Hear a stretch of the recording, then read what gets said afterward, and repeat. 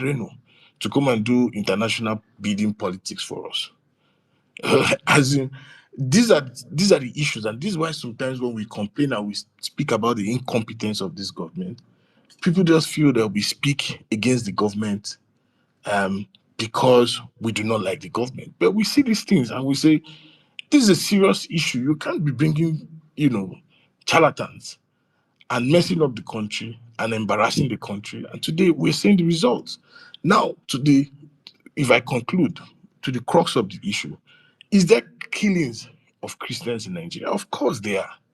And I remember, probably maybe not on your platform, but I said this, that I expected that because even the president once tweeted about killings of Christians in 2014. So he acknowledged the fact that there are killings of Christians. Now, I expected that the president should have acknowledged the fact when he saw the campaign going on and he saw the fact that people were speaking up, especially people in those regions.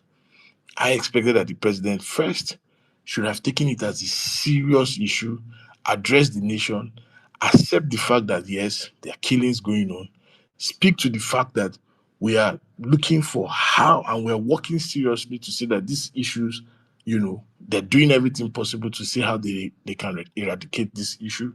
Speak to probably maybe if you have any success at all in terms of fighting of, the insecurity in Nigeria, and then speak to the conscience of Nigerians, asking them for their support. But the government of Nigeria kept quiet again. So it's not by sending Boala to go and interact with CAN and PFN and it ends there. Like I said, this government has not shown enough seriousness to tackle the insecurity in this country and by extension the killings of Christians in Nigeria and any other Christians in Nigeria, not just Christian, any other Nigerians, not just Christians. So for me, I just see it as a complete shame. A government that doesn't understand the times that we are in, and they don't even understand the seriousness of what we are facing. Because if we had a serious government, we would have seen serious government interventions that should have taken place, 2, 3 weeks or even, a month ago. But they kept quiet in their usual manner. So I'm not surprised that the US president has finally gotten the attention of the US president. However, they decide to tackle these issues, we will see if they are still serious or if they are nonchalant about it. Thank you, Mindset, for giving me the opportunity to speak. Thank you very, very much, Ima, for your wonderful submission. On that note, Ariwa, please do hold your thought, Mr. Zari Yusuf and Dutch Joe GB. Let's quickly pass the mic to Mr. Shegun. Shegun, you have the mic. Good evening, sir. Good evening, Mindset, and good evening, everybody on the space. Mindset, please, can you hear me? Yes, I can Ah, hear you, all right. sir. Thank you so much. Thank you. So normally I was just enjoying the conversation before, and I didn't even plan to speak, but then I heard certain comments. Mainly from Mario, and that was when I requested the mic then. So when he started talking about the fact that the US didn't sell arms to us in 2014 and all that. And first of all, we need to agree that Nigeria is not living in isolation, because I think when people make certain comments, it's from a perspective that maybe Nigeria is just maybe an island on itself, and no other person knows what's going on there, because that is the only reason why we'll be talking about genocide, about religious intolerance, and all that. And people will say, oh, you're making it political, as if the people saying it are in isolation. There's nothing good. I'm telling you that even the United States and some other governments have more data even than our government. I can tell you for a fact, because they have development partners operating in the country who have compliance issues. They have compliance. They are mandated by law, okay, to give certain kind of reports. So when you want to make comments on maybe a public stage this way, and then you're saying, oh, they want to take our resources, they want to, and my question would be that, okay, in 2014, when the Obama government placed that arms embargo on us, okay, What resources have they taken from there? Okay, that's the first question. The second one is that this same American government, when they saw substantial changes in the attitude of the government, they removed the country from that something. They lifted that sanction. Okay, if they are coming back now to say, okay, this is another issue. I remembered when Trump was telling it to Buhari's face that he needs to go back and solve the issue of Christian killings in the north. He told him he didn't. Trump is not somebody that would maybe be talking behind you or something. No, he told Buhari to his face. Okay, so when some of you now come on these spaces as if maybe what is currently happening now is new or is a new topic or something, I mean, it's just so pathetic. And sometimes when you hear it, you feel like, "Ah, this person, are they not reading the room? We are a group of people, young people in this room, people who have certain exposures and everything." So that's the first thing. The second thing I want to say is that during the 2023 general election, I wrote an article then, and I said the burden on the APC. Okay, and for me then, my perspective was that choosing the political angle of saying, if I don't pick a northern Muslim, I'm not going to win an election, and then turning back to now say that another person is the one using religion, when the ball for religion to be used as a tool in that election was started by the APC. Okay? And let's not forget, the APC, right from its inception into our polity, there's this tag, okay? There's this tag that had come with them, this Islam, as if there was an Islamic agenda. Even when some of us know that, no, this is not really true or something like that. But largely, especially maybe in the Southwest, a lot of people saw them as Islamic minded and what have you. Okay.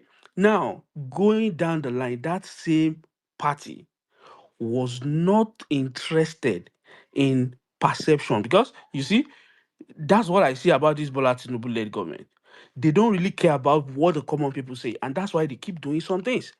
They do certain things, and uh, you as if what the people's opinion does not count.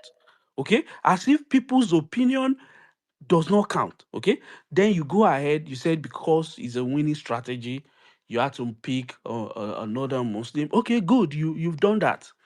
Okay, but then the consequence is that in the scheme of things on global politics, when issues of religion will come out, I want to see how you want to how you want to go and tell a country like America that, oh no, there's no Islamic agenda, oh," but then they look at it, they look at strategic positions, they look at the people. It's a representational type of government, right? Then they look at everything. You said Nigeria is not Islamic, but then they look at it and they can only see you guys. Okay, they can only see you guys. So, and then when you also look at it, you send people like Boala to go and be holding talks with Christian leaders. If I'm president today, okay, because we have to also say some possible solutions that we can see.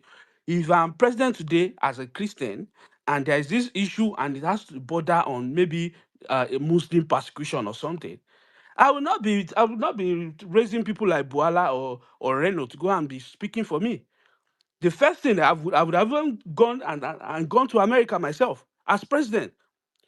And when I'm going, and people of thought, we have people like General Yakubu Gowon, people who still in the international scene they can relate with. Notable emirs, maybe some of them, if you can even find Christian harbors, people of value, take them all and then let them go and speak to the Congress and explain issues, give historical accounts of this crisis, how it has spanned out. It's not new to us, okay? It's not a new thing. And I don't even see this as maybe it's going to go away, regardless of what Trump does or not, because these are issues that are with us. It has to do with culture. It has to do with it has to do with culture of the people.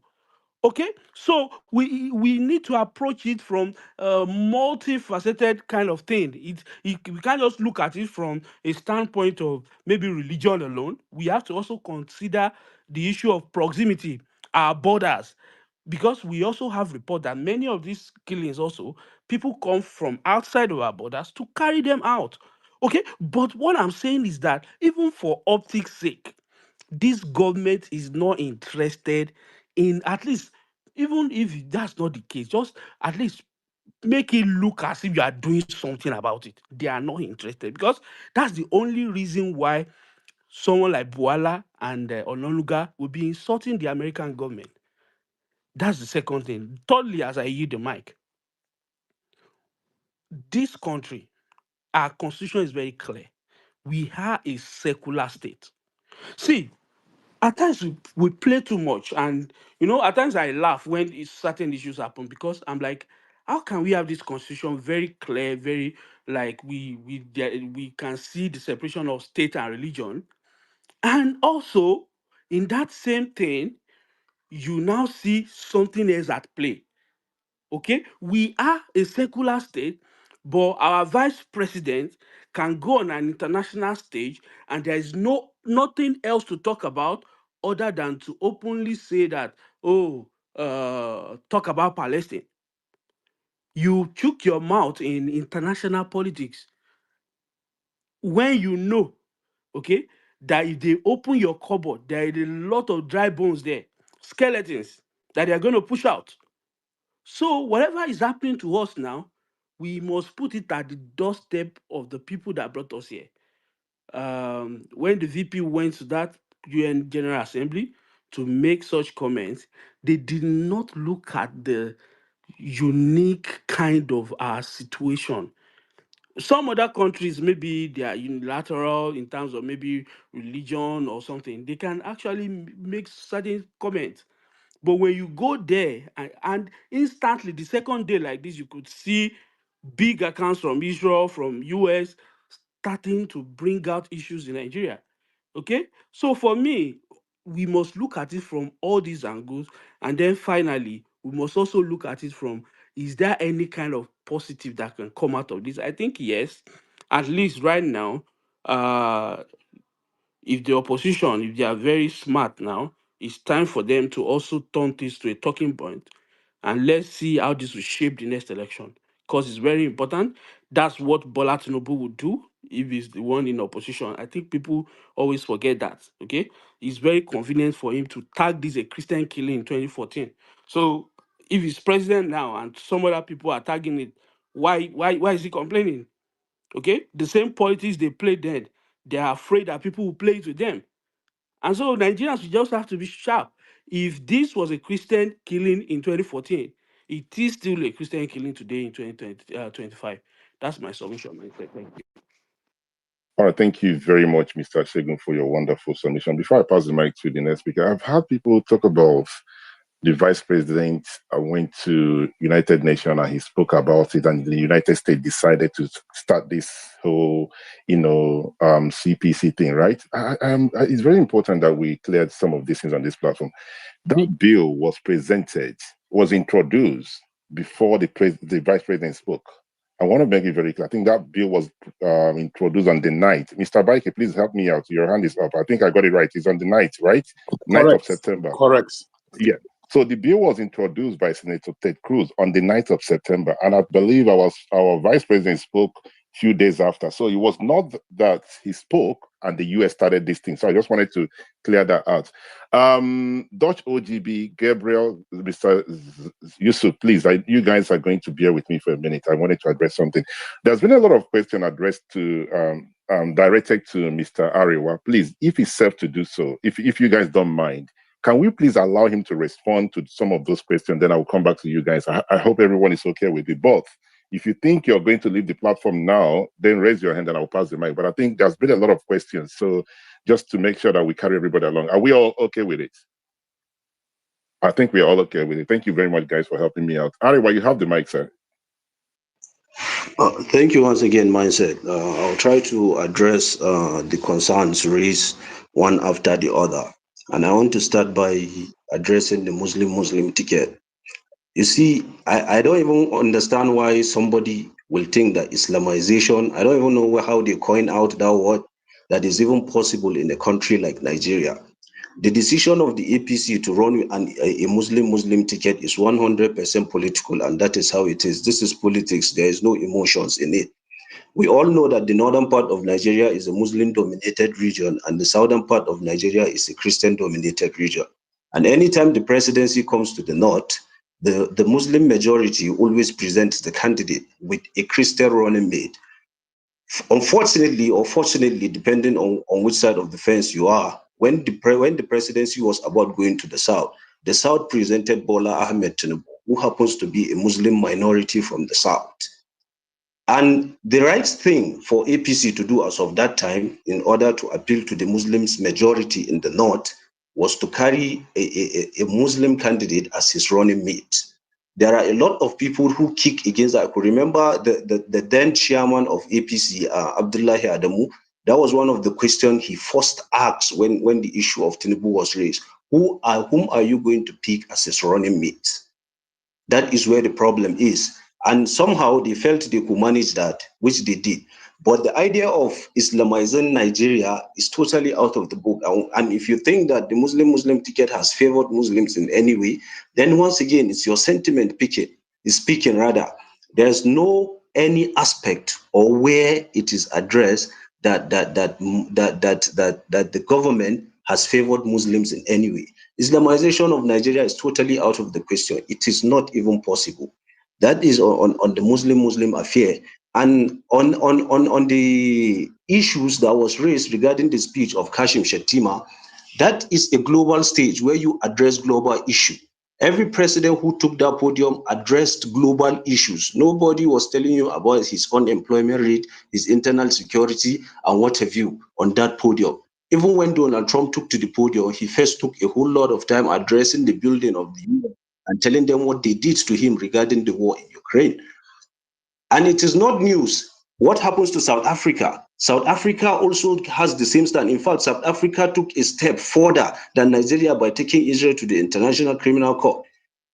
Why is nobody talking about South Africa for making that stance? So it has nothing to do with it. That was a global stage. Even in America, there are people who are calling for a ceasefire and a two-state solution in Palestine. That is an issue that is just myopic for one to even think that this is the reason why we are here. That is not the question entirely.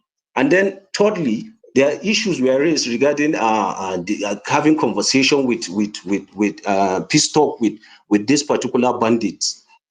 And when Buhari was in power, Buhari tried to take the route that late President Umar Musa Yar'Adua took with the Niger Delta militants by thinking he could rehabilitate some of these criminals. And it didn't work. And that particular system have been abolished. Most of the peace talks that are happening now are carried out by state governors or locals or that are based in those particular areas that are affected. And like I said, and I keep saying on this platform mindset, people are waking up it is their reality. Seeing another day is a blessing. There are places in northern Nigeria that for you to wake up and see the next day is a miracle that you need to celebrate. People cannot farm, people cannot go do anything. And they have been calling on the government. State government's power in fighting such things is limited, of course. You need the might of the federal government to tackle this thing. So these people are left on their own at the mercy of these bandits. And if reaching an arrangement with these guys for us to pay them off to let us be, no price is too much for your life. This is a failure on the part of the government that we are still facing in this insecurity till date. Than somebody to see it as let me say, joining or appreciating or accommodating terrorism. These people don't have a choice. There are entire villages, towns that have been ransacked that nobody it stays there anymore. This is a reality in North. There are kids that are heading towards 10, 15 years, and the only place they have known is a refugee camp. This is the reality of people who are staying here. And somebody raised an issue of regarding admitting people into universities. How can you admit people that don't even apply? most people who haven't crossed to northern Nigeria just think that it's a death sentence. If you just come to northern Nigeria and you're walking around as a Christian, they will just kill you. This is the narrative. And it has been carried along. So many people believe it. But of course, there are Christians here who are living their life and going about their business peacefully. So you cannot admit people that didn't apply. How many people are ready to from the south to come to the north to acquire education? They don't. So when you look at the institutions and see that is a Muslim-dominated institution, of course these are people who applied, and they are the people you can admit. You cannot go and drag people by force and bring them to your institution. There's a speaker who raised an issue regarding North Central, and said, if you ask yourself, why do they always attack Plateau State and they cross to Benue State while they never attacked Nasarawa State? Of course, there are security challenges in Nasarawa State. And in the midst of these three states, Nasarawa State is the only state that is a Muslim-dominated state in this three cycle. During the Plateau State crisis, you cannot even enter Plateau State as a Muslim in Riom. They stop cars and murder them. We can see when Nigerian armies discover a shallow grave that an army general who happens to be a Muslim was killed. Over 200 bodies were discovered who were dumped in a lagoon to decompose. I know of a case regarding people who went to Bauchi for a wedding. On their way back, the entire bus was stopped and everyone who was in that particular bus was killed. Plateau State, Benue State have Muslims there, but they never even deem it fit to give a Muslim candidate even the office of the deputy governor, unlike what Nasarawa State is doing. Because Nasarawa State can as well choose to go that route. How many commissioners in Plateau State cabinets or Benue State cabinet can you see Muslims? And they are there. But when you come even to places like Nasarawa State, it always have a Christian as a running mate. And of course, they have their security challenges. And it's a Muslim-dominated state. If that is where the atrocities should have been taking place, even the more, if you ask me. So there's a whole lot of misconception and people who have information one-sided to carry out judgment on this issue. It's unbelievable.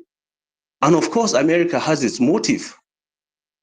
It's not for the betterment of Nigeria, because this sanction is this particular country of concern or whatever you is not doing anybody good. There are reputable Christians individuals in critical offices in this country. Buhari had a Christian running mate, like I said earlier. So when issues come of Islamization, I don't even understand how people imagine that could be possible. The average northerner just wants to go about his day. It's as simple as that. He doesn't want to interfere in your business. He doesn't want you to interfere in his. And somebody raised an issue that these guys, if they are not, that they identify as Muslims, pick your Quran and read.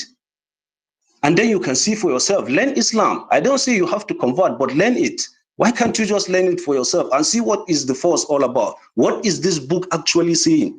These guys are not Muslims. These guys are characters who appear in such a way that it fits the narrative of the global stage, because an idea has been portrayed that Islamic terrorism is what is being carried out since the days of the 9/11. That the Arabs are Islamic terrorists, and then every particular copycats that is trying to mimic Al Qaeda and what if you just tag themselves Islamic groups. These guys are not Muslims. They are not practicing Islam. They don't even pray. So if you're having a misconception about Islam, or there are things that have been said, get a copy of the Quran and read for yourself. It's translated in so many languages. You can read it, and then you see what is actually teaching. Get this information for yourself, other than just having passive messages from tweets that are not up to 100 characters. I yield for now, mindset. Okay, thank you very much, Ariwa. There's a lot of questions for you from Mr. Baiki, and then, but it will not be fair for me to pass Mr. Yusuf and Mr. OGB. Mr. Yusuf, quickly, please, I can pass the mic to Mr. OGB, then I'll come back to Mr. Baiki and Mr. Dr. Obi. Yusuf, please, you have the mic. Good evening once again. All right. Thank you so much, Mindset. I want to say something that Ariwa made that submission. You see, when you mention Nasarawa, I do not really think you understand what Nasarawa is. Just like Kaduna State, Nasarawa is not a Muslim-dominated state. If you check by our history, we have a good understanding of why Muslims are always ruling in that state. In Kaduna State, particularly, you would understand that it was deliberately made such that after, especially when Katsina was cut off and given a state, and given more over 30 local governments, and Kaduna State had just about 20, just a little over 20. The simple reason is because if you were to create more local governments, it would basically create more local governments for the Christians, population wise and by the size of their lands. And that was why a decision was taken at the time to ensure that no military administrator came to Kaduna that was not a Muslim. So in the entirety of the time, it was deliberately made such that every military administrator that came during the junta was a Muslim. And the political structure was skewed such that it was not going to be possible for the Christians to win. But immediately after Katsina left, the Kaduna Central part, as you know it, the chairman of the Kaduna local government, before it was split into Kaduna North and all of that, was a reverend of Ekwa. He won in a free and fair election. I'm just mentioning that to you to give you an idea of how the population was before violence began and then the city was polarized. Nasarawa, a typical example, is when it was created, it is not because the Christians in the state are a minority, but it was deliberately skewed such that a Muslim will rule the state. And the entire idea was that southern Kaduna Plateau could not directly, because it was the notion of the middle belt that was supposed to be quashed. So they ensured that they created another state and imposed a minority rule. I just need to give you that idea. So when you come up and say that the Nasarawa is a Muslim-dominated state, but they are carrying Christians along, unfortunately, that is not true. Just like the way they want the Christian candidate won election and it was skewed to give the Muslim, the way the Muslim governorship never won. For instance, in Kaduna State, Nasiru El-Rufai's Muslim governorship never won that election. And when you speak of the APC and say it was just a political calculation, except you want to take us for granted, but Nasiru El-Rufai had a gathering of Islamic clerics. There were Muslims from the southwest. I think I made a couple of posts and I was warning Yoruba people, whether Christians or Muslims, and said, let them not allow the extremist mentality of some politicians in northern Nigeria to penetrate into the southwest. Otherwise, they will pay dearly for it. And he mentioned how he became governor in Kaduna. Everybody knows that Nasir El-Rufai will not have won the governorship in Kaduna if he did not pick Bantex as a running mate. But once he got into power, it was no longer a question of winning an election. It was a question of rigging the Muslim presidency in Kaduna State and creating a false impression. And that was basically what he did. So the Muslim governorship never won an election. I remember when election finished, some of the people that called him out, such as Hakim Baba Ahmed, he paid Islamic clerics to apostatize them, saying that any Muslim that has a problem with the Muslim governorship and is saying they didn't win is an enemy of Islam, because it is a victory for Islam. Whether the election was fairly won or not, it was seen as a victory for Islam. And Nasir El-Rufai confirmed that after the election, he made it clear that whatever it is the Muslim presidency stood for, was to teach Christians a lesson. And he mentioned how governor, Muslimi, deputy, Muslimi, speaker, Muslimi, deputy speaker, Muslimi, this, and all of that. And people were cheering him with Allahu Akbar.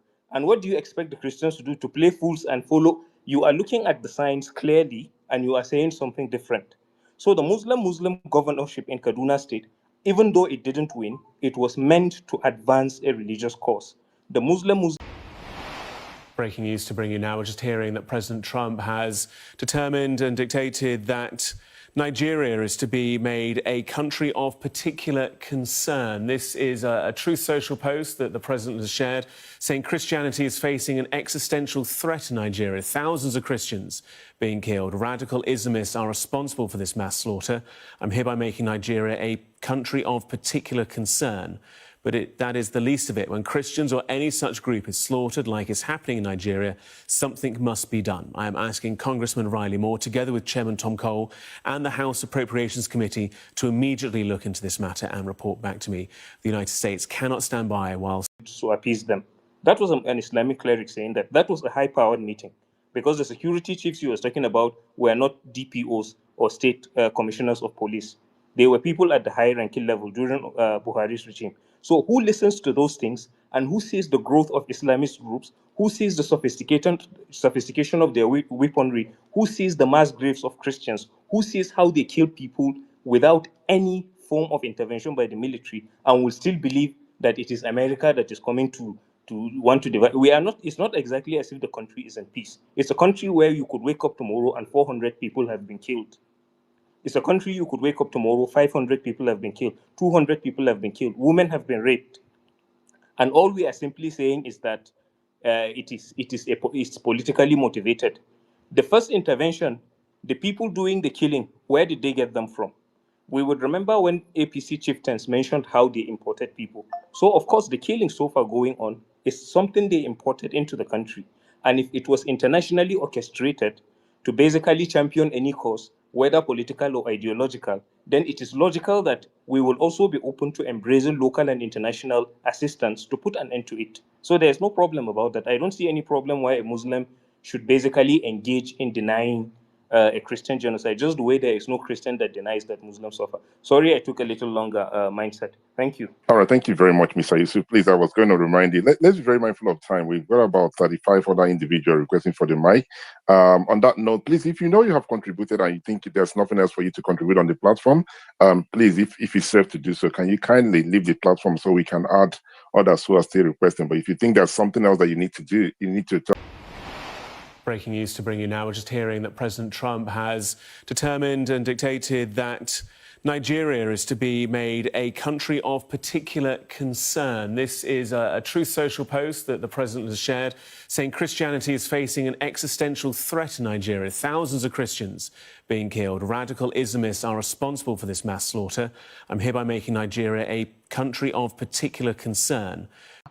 Is playing politics, but at the same time, you are also saying that APC had to take a Muslim from the north. It's still politics. So the same data you use to back up whatever narrative you're pushing is the same data America also has, and America is using that data to also declare Nigeria a state of interest, a CPC state. Though these are the things, they are pertinent questions that should be asked and answered. It's not just to come out and speak of patriotism or saying that one people is not being misunderstood. The truth of the fact is that important questions can be asked, and there is no answers. Rather, we keep seeing covers and cover. And the most painful part is that the biggest cover up of this whole deceit, this whole tragedy happening in Nigeria is the Nigerian government. So these are some of the implications of these CPC things, which to me, it's a welcome development since the state has refused to act. Like Ima said, how can you govern a state without ambassadors? These kind of critical questions came out rather than using technocrats, politicians with know-how to handle these things. You unleashed attack bulldogs to make a mess of the whole thing, which is something APC has been known for. The truth of the fact that with Nigeria now being designated a CPC state is that we will see diplomatic pressures now on Nigeria to prosecute, especially perpetrators of political violence, especially in northern Nigeria. We see people dying of blasphemy. We see killings. We see politicians altering, using some kind of statement that they know the repercussions, but because there is no penalty, the Nigerian state has refused to prosecute people who tried such. We even have instances of where countries like UAE gave us list of terrorist sponsors in this country.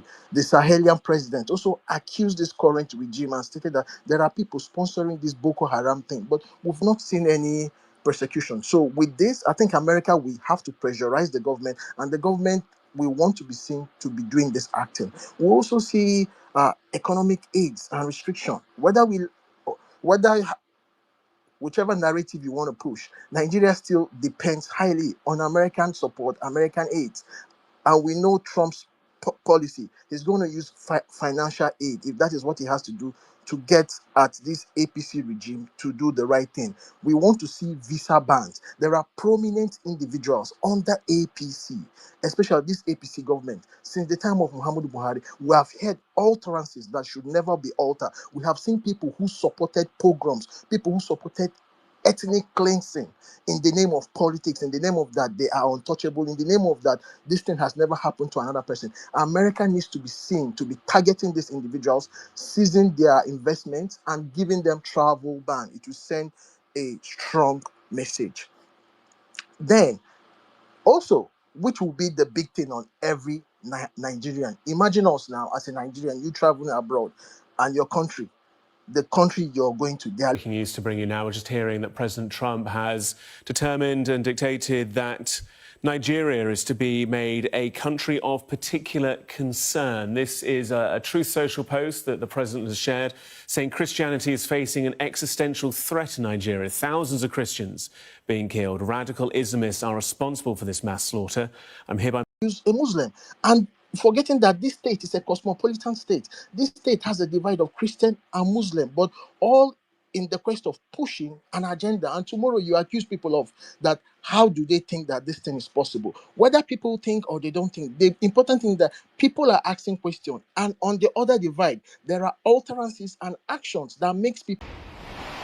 Breaking news to bring you now. We're just hearing that President Trump has determined and dictated that Nigeria is to be made a country of particular concern. This is a Truth Social post that the president has shared, saying Christianity is facing an existential threat in Nigeria. Thousands of Christians being killed. Radical Islamists are responsible for this mass slaughter.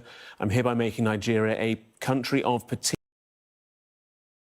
As the first republic, when Joseph Taka had issue with Ahmadu Bello, with the NC, with the Northern People's Congress. Do not forget that these were the persecution that even led to the main coup. Understand me? Then another issue I really want to speak about is the Nigerian constitution. We cannot leave this constitution problem. Yes, so many people have said Nigeria is a secular state. Section 10 will tell you the state is secular. The state should not adopt any religion. But the same constitution, when you go to section 277, it also gives opportunity, it gives an avenue. There are lucanas for a Sharia court of appeal. It gives excuses for some states, especially states in the north, adopting a religion. This is why in the northern part of the country, Nigeria, which is supposed to act as a secular state, you see state governors adopting a religion. But Nigeria as a state, the constitution under section 10 is saying that Nigeria is a secular state. So these are the issues we really have to sit down and talk as a country. You cannot in one word say Nigeria is secular, and in another word again, you give avenues for Sharia, you give avenues for states to adopt a religion based on either the majority rule or power or the powers that be of a state. So one of the biggest problem in Nigeria is the Nigerian constitution. We have to sit down and discuss this constitution. Amendments, like Abakoba said, we have done over 80 amendments just this year alone, but we are still in a mess. Left for me, we need to throw away this 99 constitution, sit down and discuss Nigeria as a country. Nobody dominates it. There are questions that needs to be answered, and we should not throw such questions in the name of politics or agenda. On that, I yield. Thank All you. right, thank you very much, Dutch OGB, for your wonderful submission. Guys, please, let's be very mindful of time. We have others who want to be part of the conversation. The co-host, if you can see Fast and Fierce, please do bring him up. And if you can see Real Eva Best, please do. These two individuals have been told they have been here since morning. Sorry, since we started this platform. I would defer to us to pass the mic to them to hear from them. So the next speaker, let's be very mindful of time so we can carry every other person along. On that note, I'll pass the mic to Dr. Obi. Dr. Obi, you have the mic. Good evening, sir. Yeah, good evening, my people. Today is a different chapter in the history of Nigeria. We have finally disgraced ourselves in the world stage.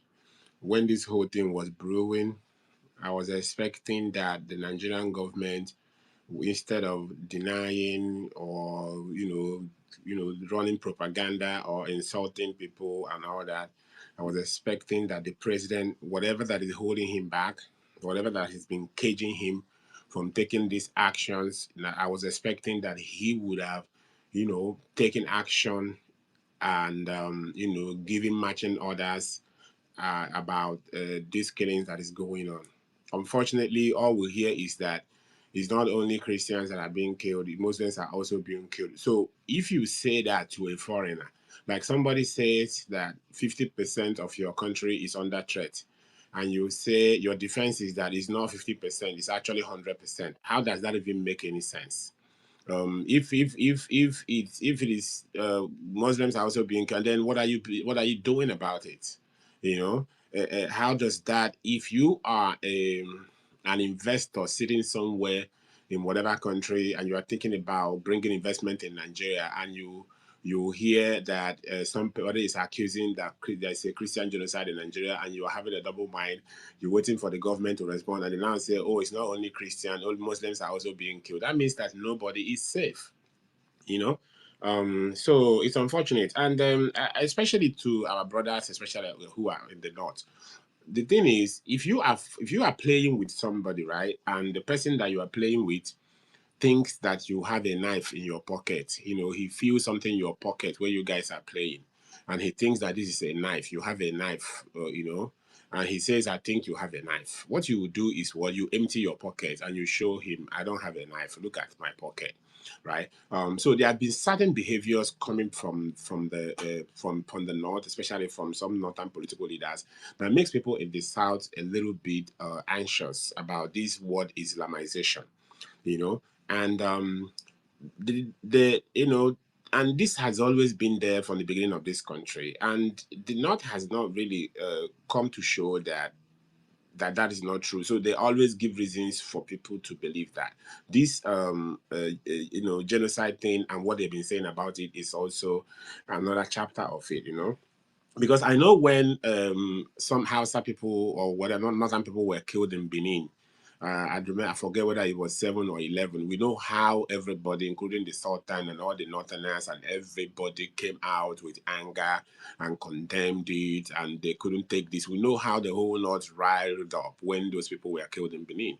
But we have thousands being killed in the Middle Belt, and nobody cares. And when they cry, you say they're not the only one being killed.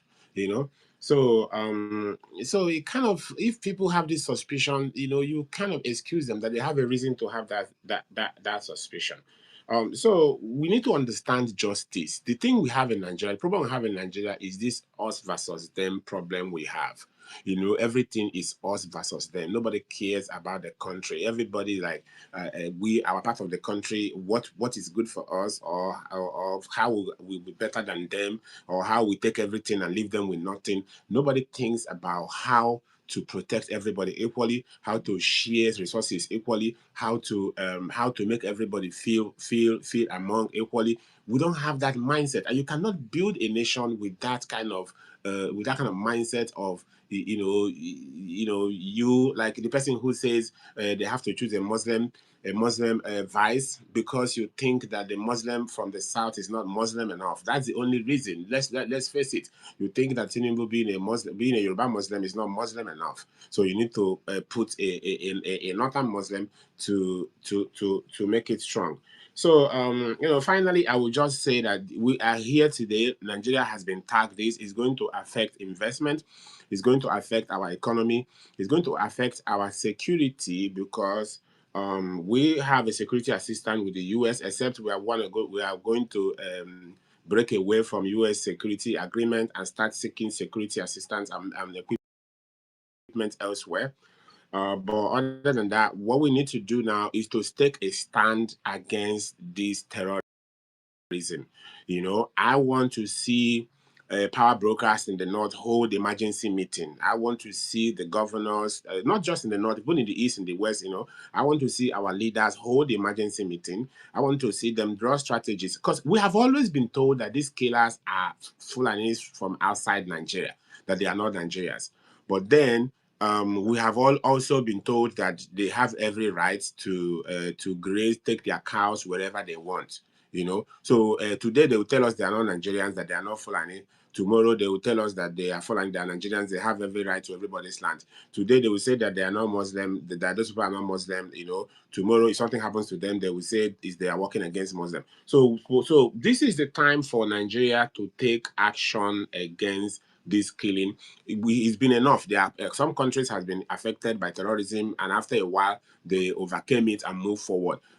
This whole thing started when was that? Maybe during Yaradua, when that Mohammed Yusuf guy was killed, up till today. How many years we should have been able to end this war? There's no way we can end it if we don't target the sponsors, their sources of weapons, and their whoever that is giving them whatever they are using. We have heard about helicopters dropping weapons for them. Like somebody says, the UAE has given us names. We did nothing with it. And we have intelligence. We have intelligence organizations like DSS and the National Security Advisor Office. What are those people doing? If they are not performing, remove them.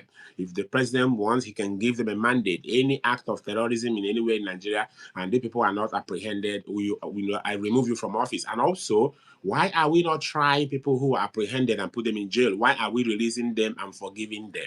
Terrorism is an ideology. People don't repent from ideology. People have an ideology, especially when it's religiously inclined, they don't repent.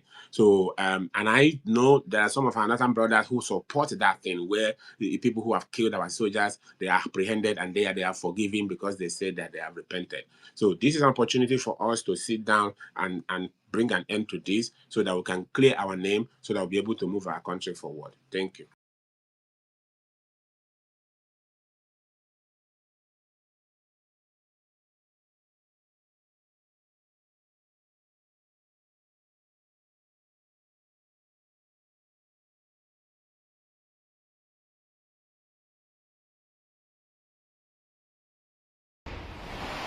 Breaking news to bring you now. We're just hearing that President Trump has determined and dictated that Nigeria is to be made a country of particular concern. This is a Truth Social post that the president has shared, saying Christianity is facing an existential threat in Nigeria. Thousands of Christians being killed. Radical Islamists are responsible for this mass slaughter.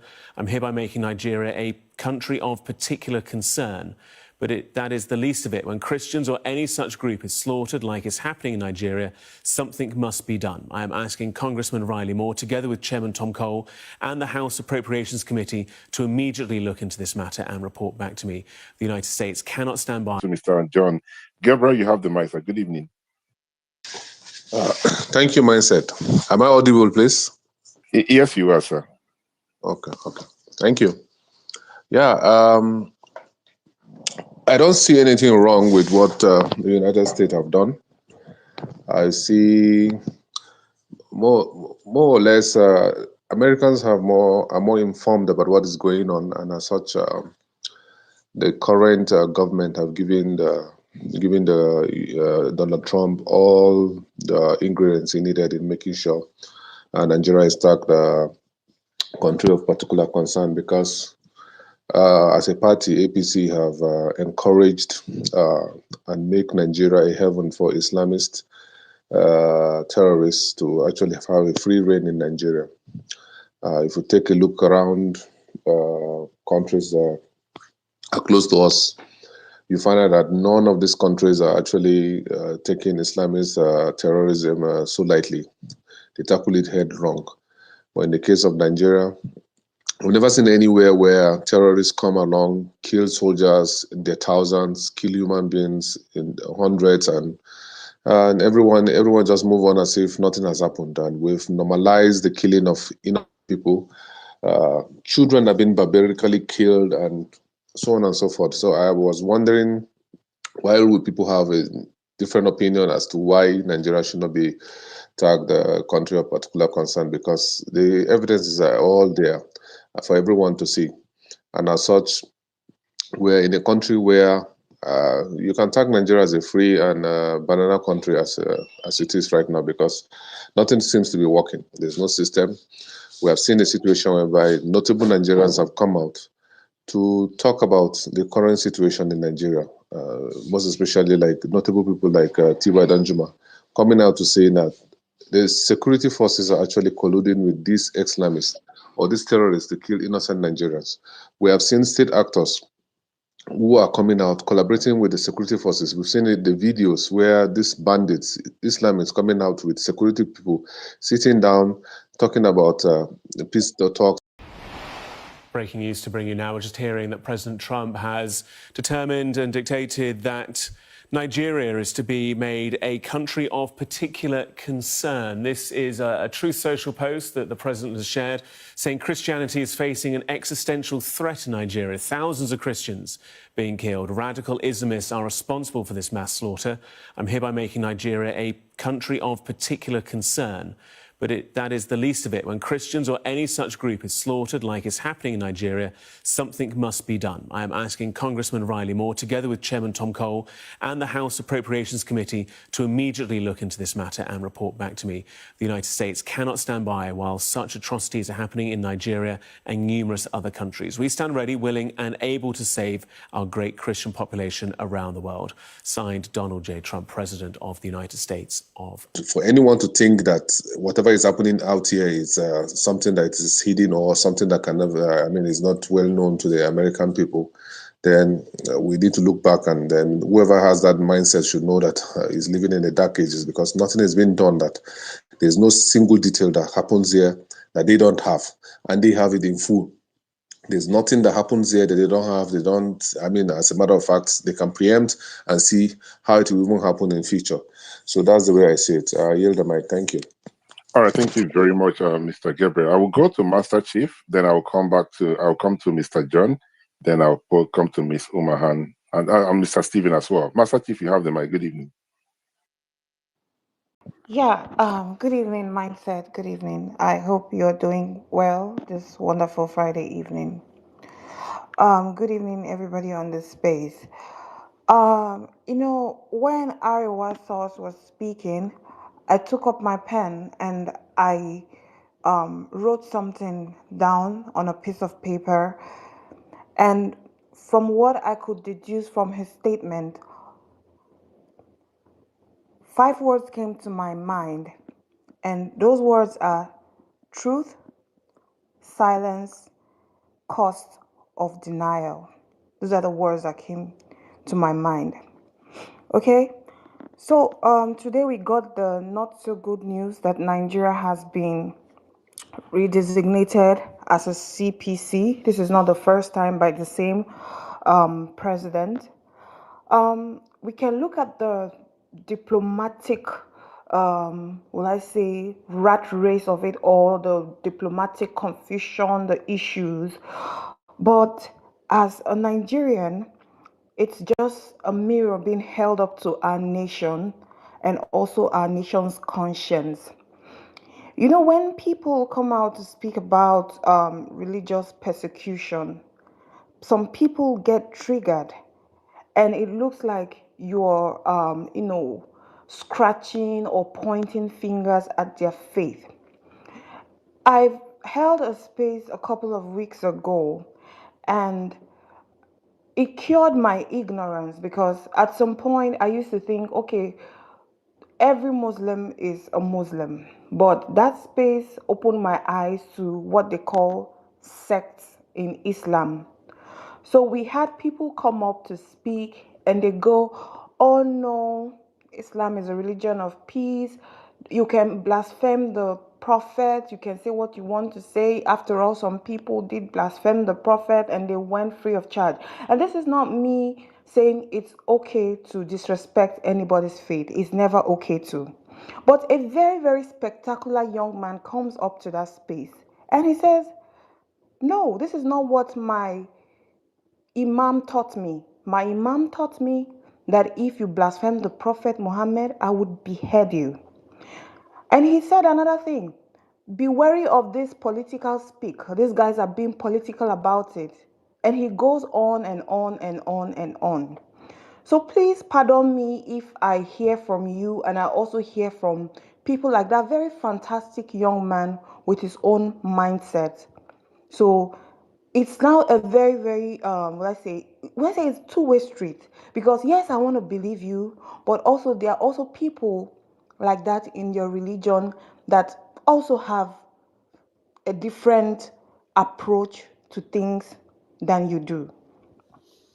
So there are patterns of this killing. These killings are not isolated. We've seen pictures of churches being burned. We've seen communities attacked families displaced. And yet, when these people speak out, they are being gaslit. Oh, it's just ethnic conflict. Oh, you are exaggerating it. Oh, this is being political. You are being political, and all of that. But this denial is not just being dishonest, it's also very dangerous because it allows these people to still go back and continue this killing and also act with impunity. And it also sends these guys a very chilling message because when you hear the Christians from the north speak, they speak as if their life does not matter. Yes, this violence affects all communities, but denying the sufferings of these people crying out would not heal our nation, guys. Instead, it deepens the wound and the mistrust of this nation. So you can come here, oh, the United States doesn't care about you, they just want your resources. Like I said, mirrors, mirrors on the wall. Look deep in the mirror. Your own government doesn't care about you. They also just care about your resources. So, where is the accountability if they do care? Where is the protection? And where is the justice? This is not a solution mindset. For me, it's not a happy day. I'm not going to be laughing, oh, ha, ha, ha, ha, ha, we've won APC. It's not a solution.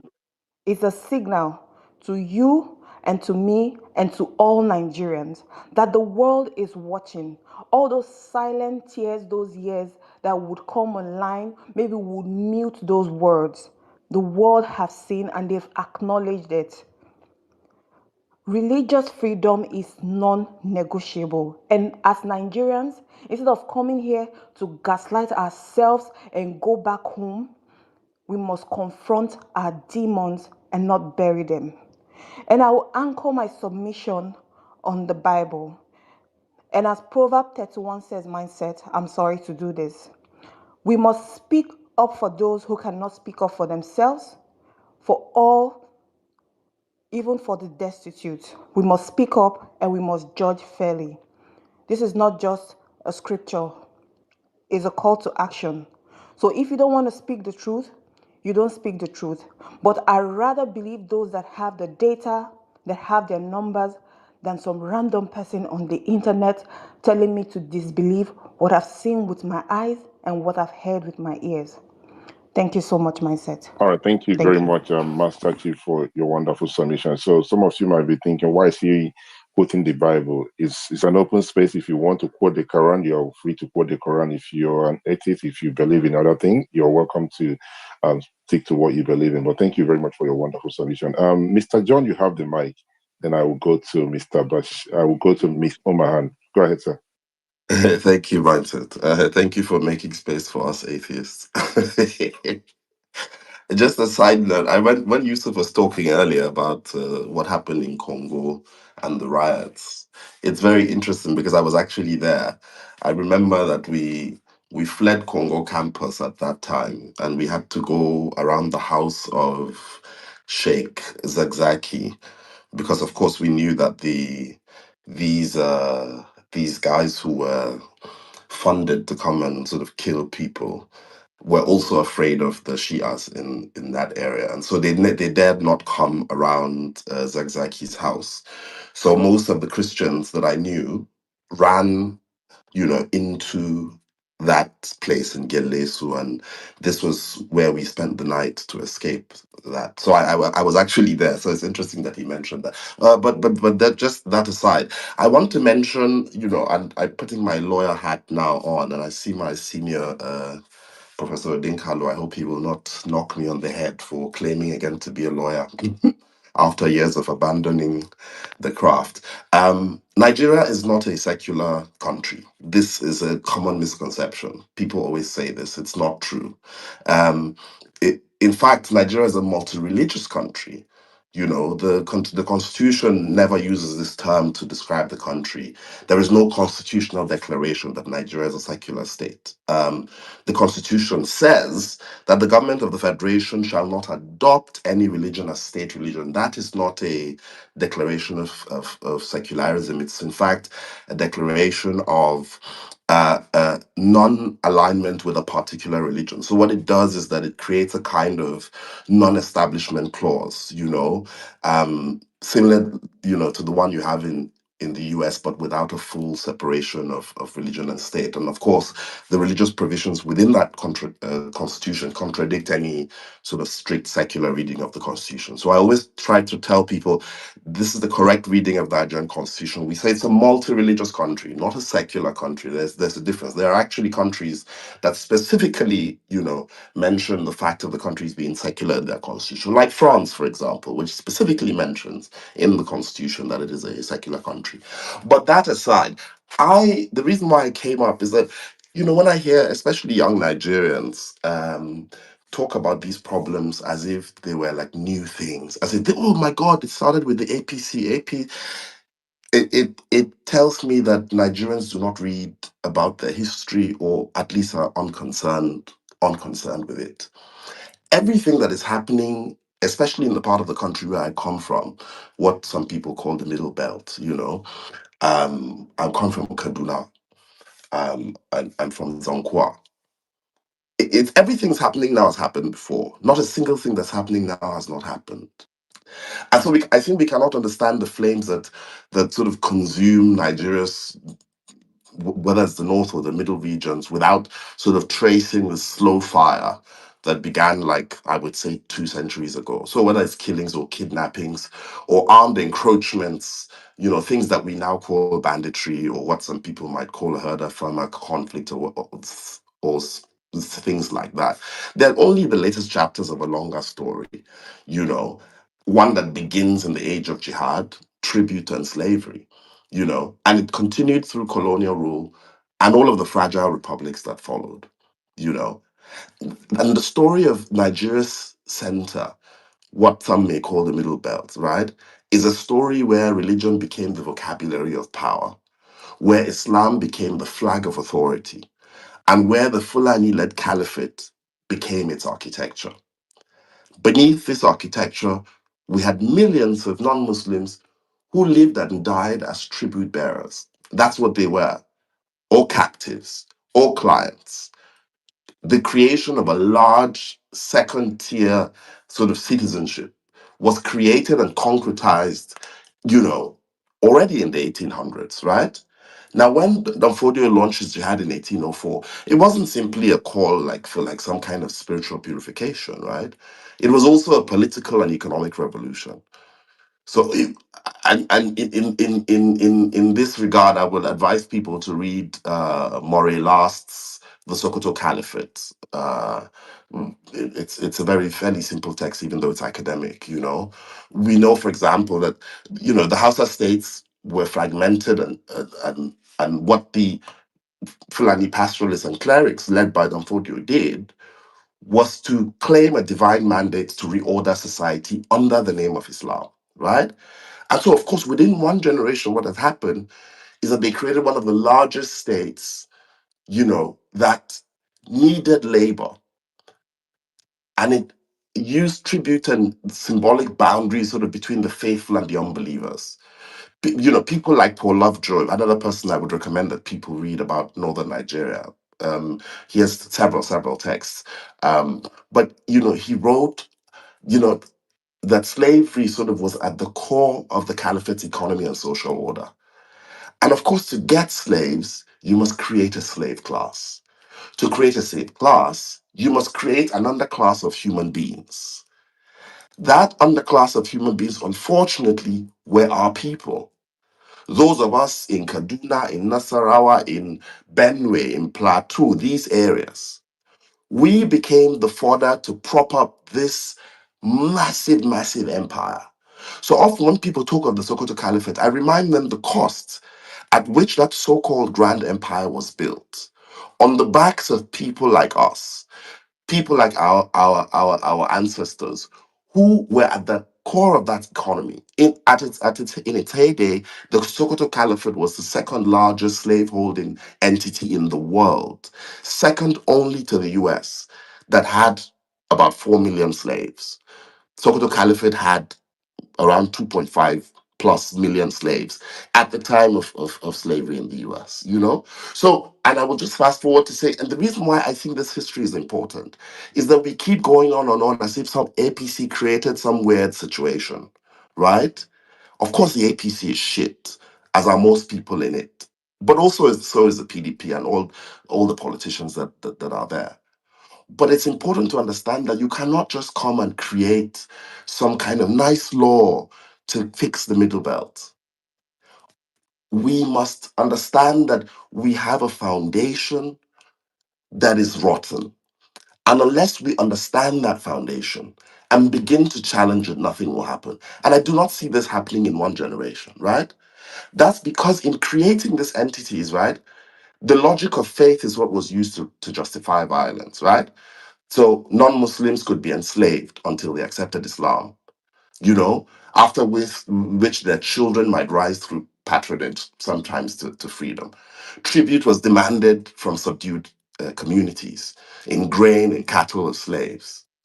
And as people like Murray Last, that I mentioned earlier, mentions, right? Every single so-called pagan village, which means all of the people from Kafachan to Zonkwa, from Nasarawa to Gwandara, every one of these sort of villages owed its labor to an emir. And every slave was both a marker, you know, of piety and power. And so, of course, by the mid 19th century, all of us were part of this extractive network. You know, the thieves, you know, were also part of this, right? So, you know, Fulani Emirates in Tiv area herded, you know, people in. They raided captives. Of course, these were one of the few people that they couldn't really, you know, upend. But we've talked about Nasarawa here, and Nasarawa is a very important part to read about. Nasarawa people, for example, paid levies in shea butter, in ivory, in slaves, right? And so, of course, what was the outcome? It was not just demographic, it was psychological. And so, when the colonial government came and conquered Sokoto in 1903, although they dismantled the caliphate's army, they kept its social skeleton. And of course, what Lugard did through indirect rule preserved the hierarchies of the emirate as administrative units because they did not need equality, the British, you know, they needed order. And that order was very well kept through the existing sort of weird dynamic that created this underclass, right? That produced the colonial map that still shapes the violence we have today. In Plateau Province, the so-called pagan districts, whether you go to from the Tarok to the Angas to the Atiap, they were placed under the Zaria and Bauchi Emirates. In the Benue Valley, with the Tiv and Idoma peoples, were governed through Muri. The British imposed taxes collected through Hausa and Fulani agents. And so, of course, although slavery was effectively outlawed, it continued under new guises, whether they were messengers or all of these people. People like Oshonu have, I think, and Oshonu is one of he created, I think, the best phrase for this. He called it a permanent underclass by proxy. That permanent underclass is what you are seeing today. Because many people who are coming back, whether it's Fulani bandits, right, who have delusions of grandeur, to go back to the days where their kinsmen held sway over this so-called middle belt, right? They remember. They remember when people like them were able to go through these areas and capture people as slaves under law. They remember this society that was built on religious hierarchy, where Islam was both culture and credentials. And then ultimately, of course, the middle belt people during elections and all this kind of thing, we were not ever trusted with power, but we were always useful during elections. And so, of course, the new frontiers of violence have opened. So apart from the natural conflicts that will emerge through the herders and farmers, we have actual banditry. But then also we have like ethnic led, you know, Fulani warlords who actually wage ethnic war, right? And this is, of course, different from like the small conflicts that you have between herders, which are natural and they've always happened, right? We have the banditry, which has multiplied because of the absence of any kind of borders, because Forests are not controlled in any way because we have a government that has been non-existent since 1960, right? And so, of course, you have both the language of revenge, where if you kill one cow, we take back what is ours, right? Then, of course, we have the Saudi-backed movements that since the 1970s transformed the moral landscape of the North, right? So when these Saudi-backed Salafi movements began, they critiqued Sufism and traditional Hausa Islam to produce sort of more exclusivist faith that spoke about purity and reform and the caliphate's lost glory, right? And so, of course, some of these newer militias, they borrow this jihadist language. Some of them cooperate either with cells of Ansaru or ISWAP, or even like engage with like Fulani bandits who really they're doing it for pay, right? So you will see their communiques if you read it. Many of them speak of like cleansing pagan lands or restoring the caliphate. And we've seen this return of this permanent underclass, things that have been made worse by politicians like Nasser El-Rufai, for example, right? Who uses dog whistles to echo these dangerous underpinnings of this underclass, right? And so I think unless we know what we've inherited, we cannot know how to fix it. And I do not see that this is a thing that will be fixed by one declaration. It must be fixed by people reading about their history, understanding how deep this history eats into what we are today, and asking ourselves, are we willing to create equal classes of people? Do we want a permanent underclass, in which case there will always be violence? What price are we willing to pay to create this so-called equality? Because there's never been equality in the North. Anybody who tells you we were living in peace in the North, you are either unaware of the history or dishonest. Because there has never, since the 1800s, been that so-called peace in this middle belt. We have either been enslaved or forced into a sort of docile silence with the threat of violence. And so that is not peace. Silence is not peace. I will land there, mindset. All right, thank you very much, Mr. John, for your wonderful submission as always. All right, guys, it's 14 minutes past 12. We're gonna be rounding up very quick, very soon. Sorry, I said very quick. So whoever that is speaking next, let's be very, very mindful of time. There's been a lot of people requesting for the mic, so if we keep it brief, so we can carry everybody along. On that note, I'll pass the mic to I think Tijani, you're back again, please. You have the mic, sir. Okay, thank you so much for giving me that. Happy New Moon to each and every one of you, and good morning. No? So, as I was saying the other time, Nigeria, we actually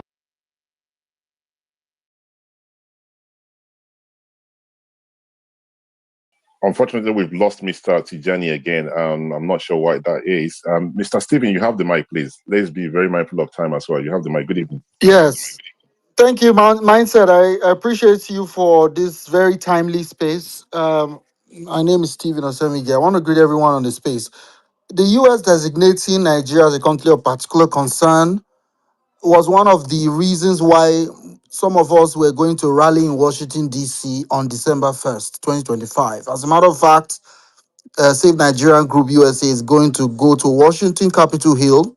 One of the first demand was to put Nigeria on a country of particular concern because of this issue of the undisputed violence against Nigerian Christians. So today, a month before the rally, Donald Trump has gone ahead to remove that first item. The second item on that, why we are going to Washington on December 1st, is to have Ted Cruz's bill passed, which will bring sanctions against the sponsors of this radical Islamic jihad that is wiping out Nigerians, particularly in the Middle Belt, that has become a normal. I don't think it's normal for on Christmas Day 2024, 200 plus people slaughtered on Christmas Day. And we're going to go into another Christmas. How many are they going to slaughter?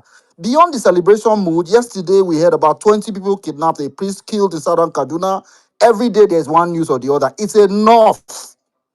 This is not political. This has nothing to do with anybody's interest. This is the fact that we cannot help ourselves. Our government has failed, therefore we need help. And if we keep quiet, these people will not stop in the middle belt. They will come down south. And their intention, some of them have rumored, is to dip the Quran in the Atlantic Ocean.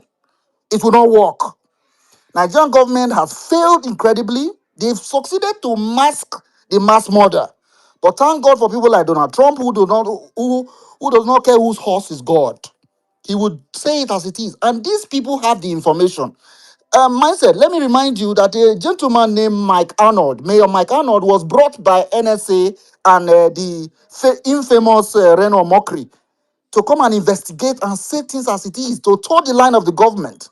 And I'm sure Mindset have seen that report that has gone viral. And he has sent that report to the White House, to Ted Cruz, to everybody, including the US Embassy in Nigeria. His report said, and I quote, there is a systematic Christian genocide in Nigeria.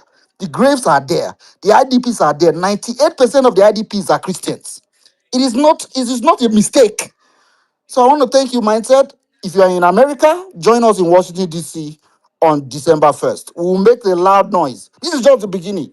Thank you, Mindset. Thank you very much, Mr. Stephen, for your wonderful submission. Before I go to feel good, can I quickly pass it? Ari, I can see you raising your hand. Please do bear with me for a minute or so. Let's quickly allow Miss Omahan to speak. Good morning, and thank you for joining us, Miss Omahan. Thank you.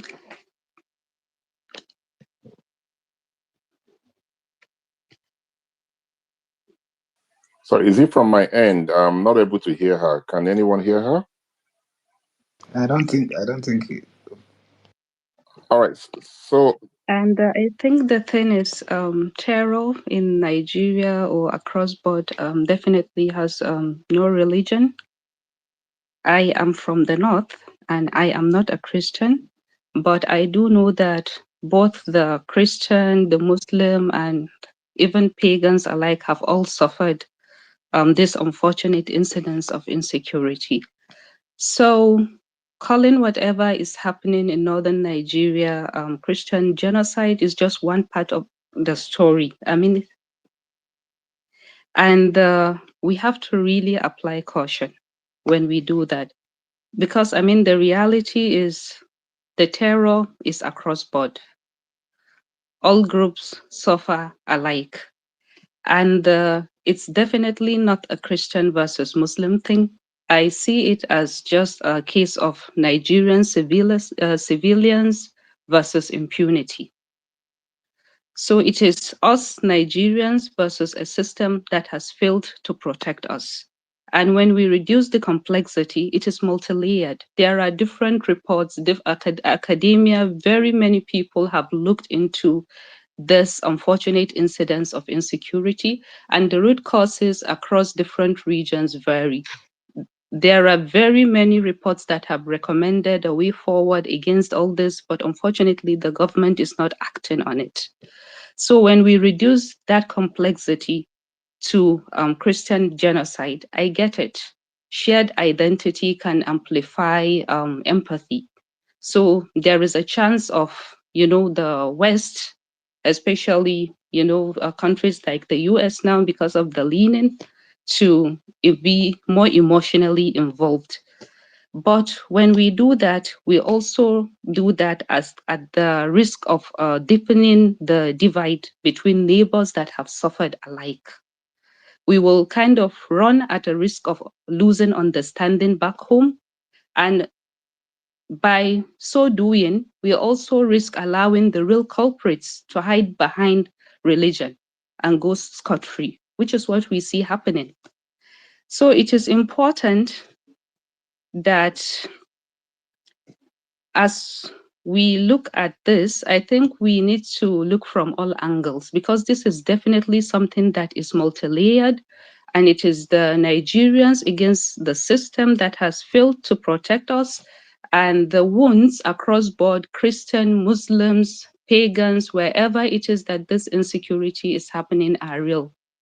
We have to acknowledge that people have suffered this unfortunate incidents of insecurity, and they are still suffering because much is not done to address these incidents. So I think what is really killing us is not just the hatred of one religion, what we see happening. It is just a collapse of justice, a collapse of governance, and a collapse of truth. So we must definitely resist the urge to compute in victimhood, but rather we need to push for accountability and justice. Thank you.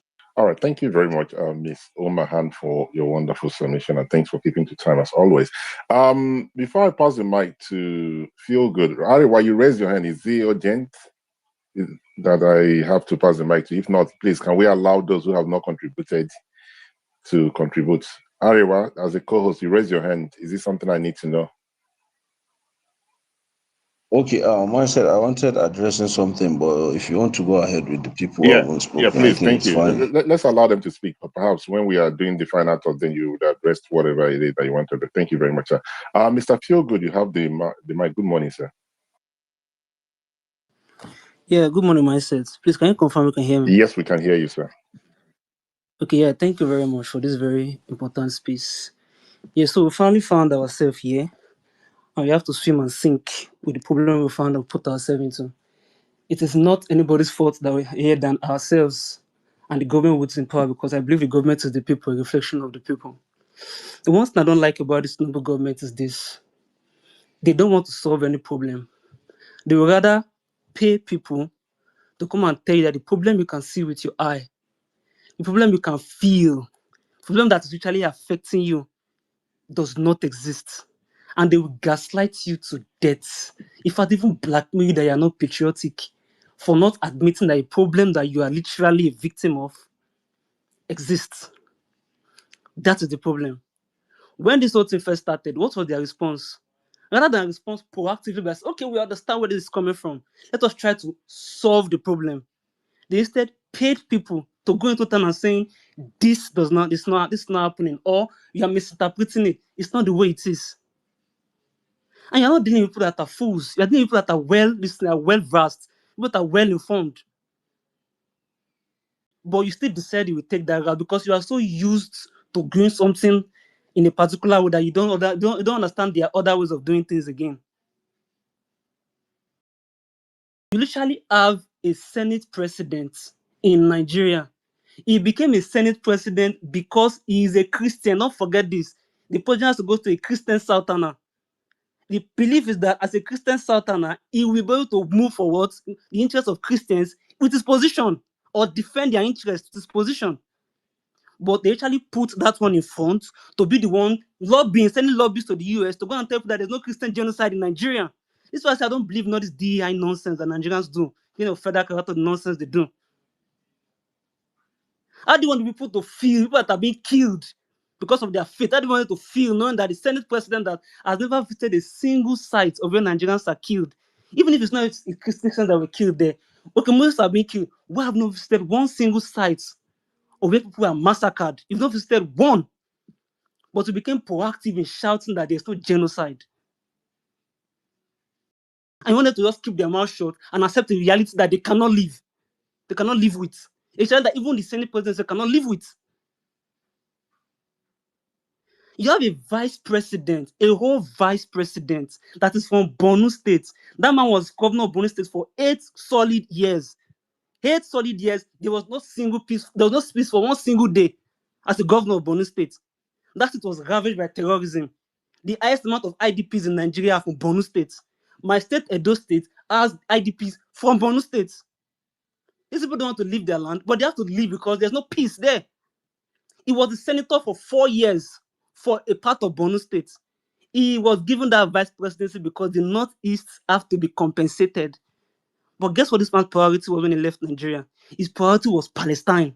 We want to talk about Palestine. Meanwhile, the governor in his state was complaining that some parts of the state have been taken over by terrorists. That is none of his business. His Canadian people are being killed in mass. Thousands of them are losing their lives every day. That does not concern him. It is Palestine where he has no leverage whatsoever. That was his business. That one concerned him the most. Talking about humanity for Palestine. Meanwhile, more people have been killed in Borno. Let me not say more people in Borno State. More Kanuri people, he's a Kanuri man, more Kanuri people have been killed from terrorism than the entire Palestine that have been killed. But that did not concern him.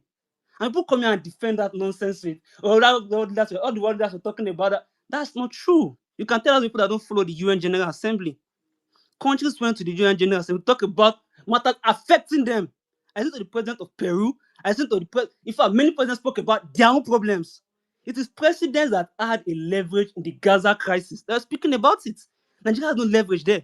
If Canada is speaking about it, the US is speaking, they are the ones that determine what goes in those places. Not Nigeria. Nigeria has no business with Palestine. But was more concerned about Palestine than his own indigenous people in Bosnia that are getting killed.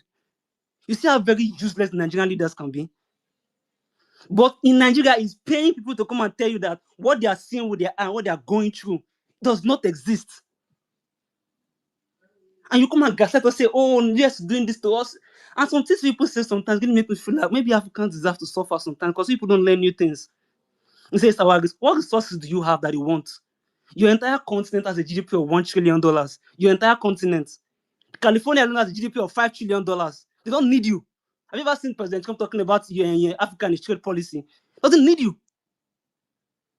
You're the one that need him. But somehow they will gaslight you that, oh, US will take over Nigeria. What resources do you have? The US and Canada have more oil than Nigeria. Canada alone has the third largest oil reserves in the world. They don't need you. And US doesn't even buy oil from Nigeria. So what resources do you have that they need? Now, these people that are dying have complained to the government. They have shouted. The president literally went to Benue State, but did not visit the sites where people are getting killed. You will never see Tinubu in a site where people were killed, whether it's in Sokoto, in Zamfara, anywhere. You will not see him there. He's not there. He doesn't want that guy to follow him. He doesn't want people to even know that that thing exists. But he will pay aides, all kinds of people to come and tell you that you're not patriotic if you're crying out to the international community. Meanwhile, he that has the job of securing you is not doing it. And some of these things they even say are very insulting. I listen to government mouthpiece, I think Giba Kakanda, he wrote a very stupid, mind my words please, stupid piece to Al Jazeera. I think that's the most insulting piece I've ever read in my entire life. It's almost as if Gimba wanted people to reduce their IQ to agree with him. In that piece, he said, oh, there cannot be a Christian genocide in Nigeria because part of the security architecture of Nigeria are Christians. Was not mentioning Sijim. I was like, does this guy even read this nonsense he just read? DR Congo, yeah. DR Congo has a Christian population of 90%. 90%. The entire security architecture are Christians. But there's a Christian genocide in DR Congo. Mozambique here has a Christian population of 70%. The architecture are Christians. Christian architecture are Christians. But it's a Christian genocide in Mozambique. He put that piece there as if Nigerians are saying to this military that is killing Christians. We're talking of terrorist group that are set up with the main ideology of exterminating people that don't agree with their religious beliefs. As far as those kind of ideologies exist and people that are armed to defend these ideologies, then anybody that's not in their line, doesn't agree with them, is their line of sight. And Christians are one of them. And what do you call a genocide? Mass killings, indiscriminate mass killings. So if Christians have been indiscriminately killed for their faith, then there's a Christian genocide. I don't know how people can get this into their head. I'm not saying there's no Muslim genocide too, but it's a Christian genocide. But the government paid people to come and tell there's no Christian genocide, and people are running with it. Please, Nigerians, make not think sometimes. Some kind of things are very annoying. Messi, I can see your hand. And please don't bring this idea of it is not religious. It is religious as it can be. It's as religious as it can be. Boko Haram is a self-styled religious fundamentalist organization. You may say they are not the true Muslims. Whatever I put it, it's a religiously this thing. It's a self-styled religious fundamentalist organization, and their primary purpose is to take out anybody doesn't agree with their kind of religious interpretation. As far as you don't, even if you're a Muslim and you don't agree with their style, they will kill you too. So please don't come and tell us it is religious as it can be. You usually have a situation whereby an imam in Jos, people were coming to kill people in that particular community. I said, they say it's communal clash. These people came to hide in his mosque. Non-Muslims came to hide in his mosque. These people came and saw this imam. Why did not kill the imam? Because he was not the one they are looking for. They are not looking for a Muslim to kill. They're looking for Christians to kill. And the man had to lie to them that these Christians were not hiding here. And he was rewarded for it. So those people now, that just crisis or a communal crisis. We usually had the story whereby a girl was killed for blasphemy. And so let's stop deceiving ourselves about what it is. Two things can be true. There's a Muslim genocide, yes. Yes, don't deny one. We're not saying, as they said, there's a Christian genocide, there's no Muslim genocide. There is a Muslim genocide. But why are you not crying about it? And why is it they want to shut one person up because you don't want to lift your voice about you don't want to cry for yourself, but don't want others to cry for their own self? Everybody have their priorities. I don't want to die. I'm a Christian. I don't want to die. I don't want to die. I will cry. Anybody can help me should come and help me. I'm helpless. The government I elected will not help me. I never let the government, but they're the government. I'm a government. They will not help me. I said I should not cry to who will help me or can even give me a chance of getting help. Let's not do this to ourselves, please. Thank you very much, Mindset. Thank you very much, Mr. Feel Good, for your wonderful submission. Arewa, I can see you raising your hand. I will come back to you because we do have others who would like to contribute. Then I'll pass the mic to you. Now, I listened to your submission, and I like the fact that you're speaking. You spoke with passion, unlike every other person who has spoken on this platform.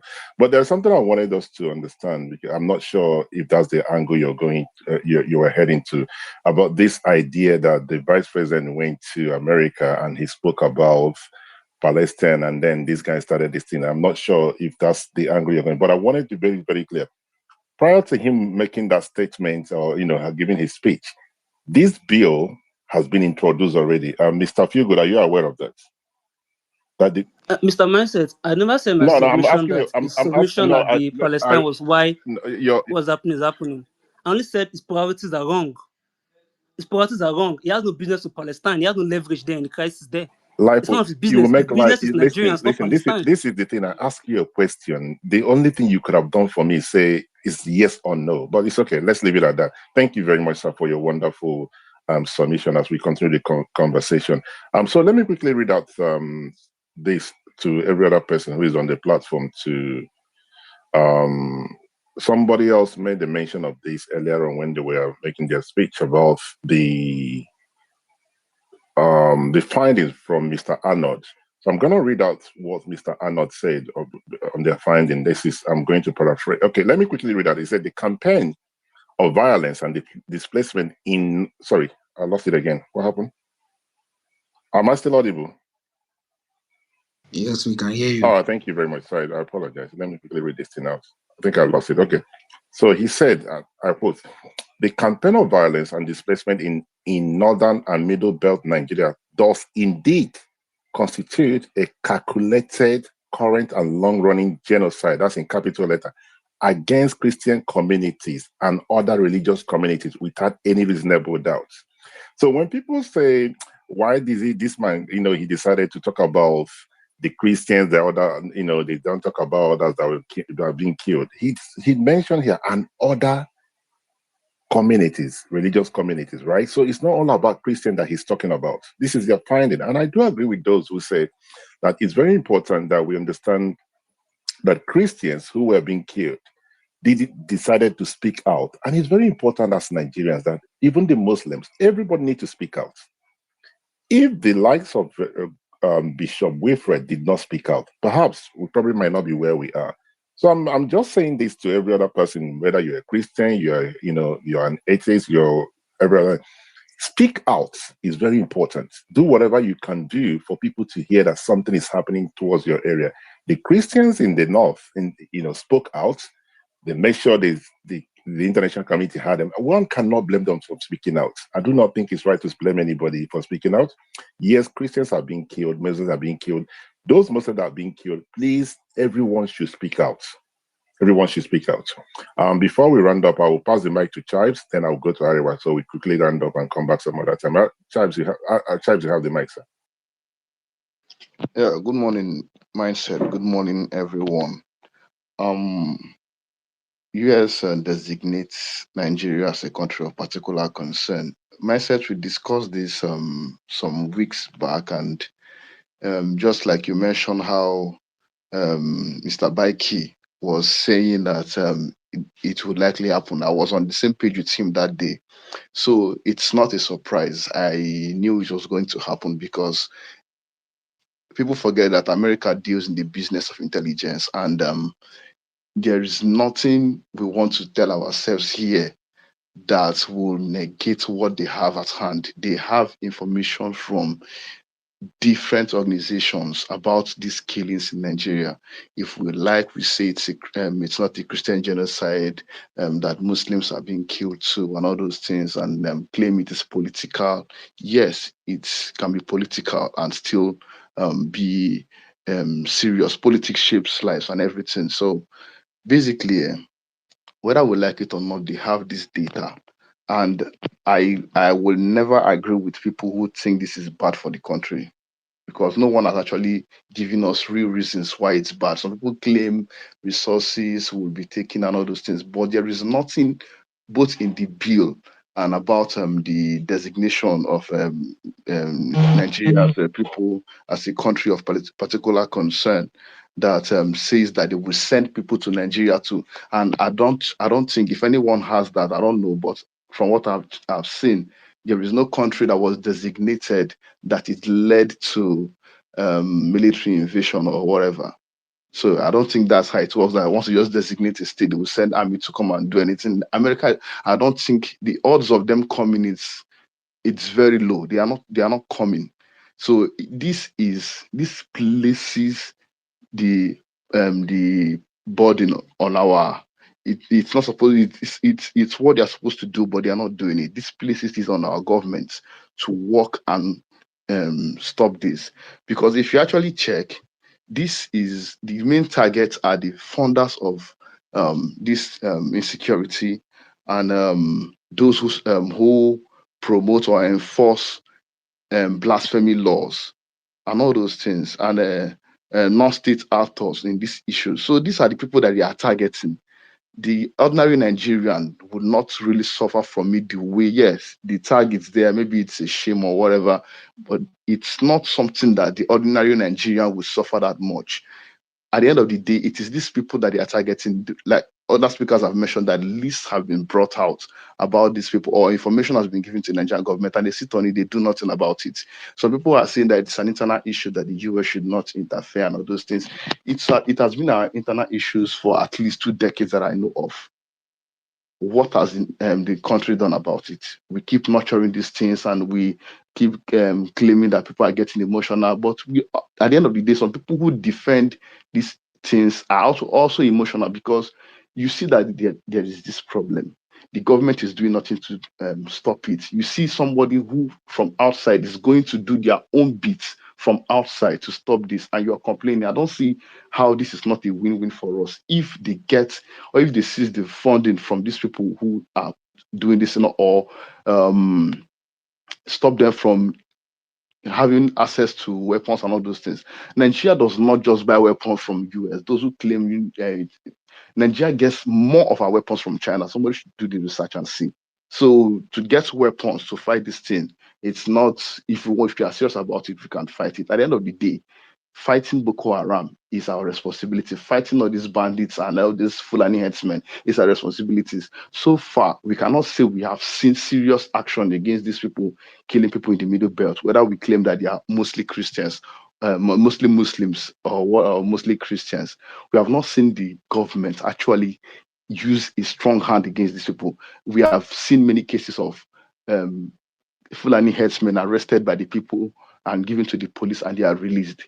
We have seen case of a man that killed a Fulani headsman, and he's in jail right now. So how do you expect these people, with all the data they have and the popular ones, not to believe that Christians are being killed? Because at the end of the day, the most people suffering from this are Christians. So to me, it's a win-win. And for those who think America is coming, America is not coming. If it's about the if it's about interference in our politics, I welcome any interference that is going to make this government sit up. Because, like I said, there is a waiver in this mindset. Remember the last time we talked about a waiver on this thing. If the government actually starts working to reduce this insecurity, if they can start attacking these bandits, these terrorists, and stop these blasphemy laws that are they are using to try to kill people, these whole things will be dropped. So there is a solution to the problem. Let's hustle for the solution and stop looking for whether it's Christians or Muslims that are being killed more. it's a win-win for us at the end of the day. The government has done nothing so far. If someone somewhere is going to, because this is just they are not coming to kill the Boko Haram for us or kill the terrorists or whatever. It's still up to us. So let us welcome whatever they are doing and encourage our leaders to do more. It's up to the opposition now too to take it up because it's their fight.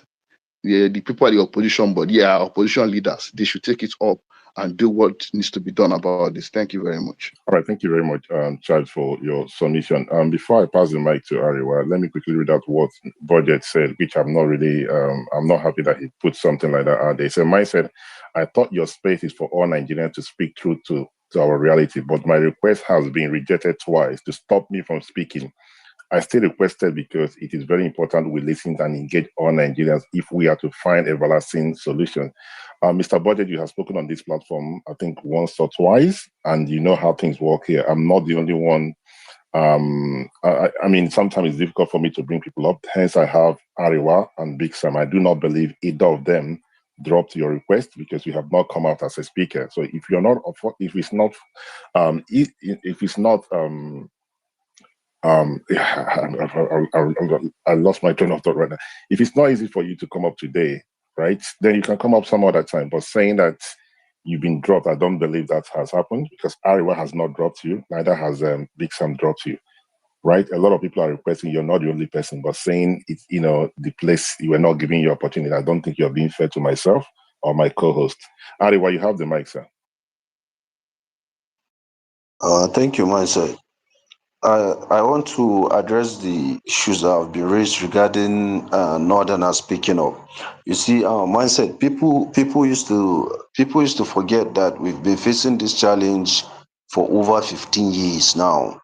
And in the earlier stages of this insecurity and Boko Haram activities, this terrorism of a thing, a lot of Northerners came out and they speak up loudly. And it's easier for somebody who is not living in these areas that are affected to speak up. There have been times without number that people who have come out vocally to condemn the actions of these terrorists have been killed.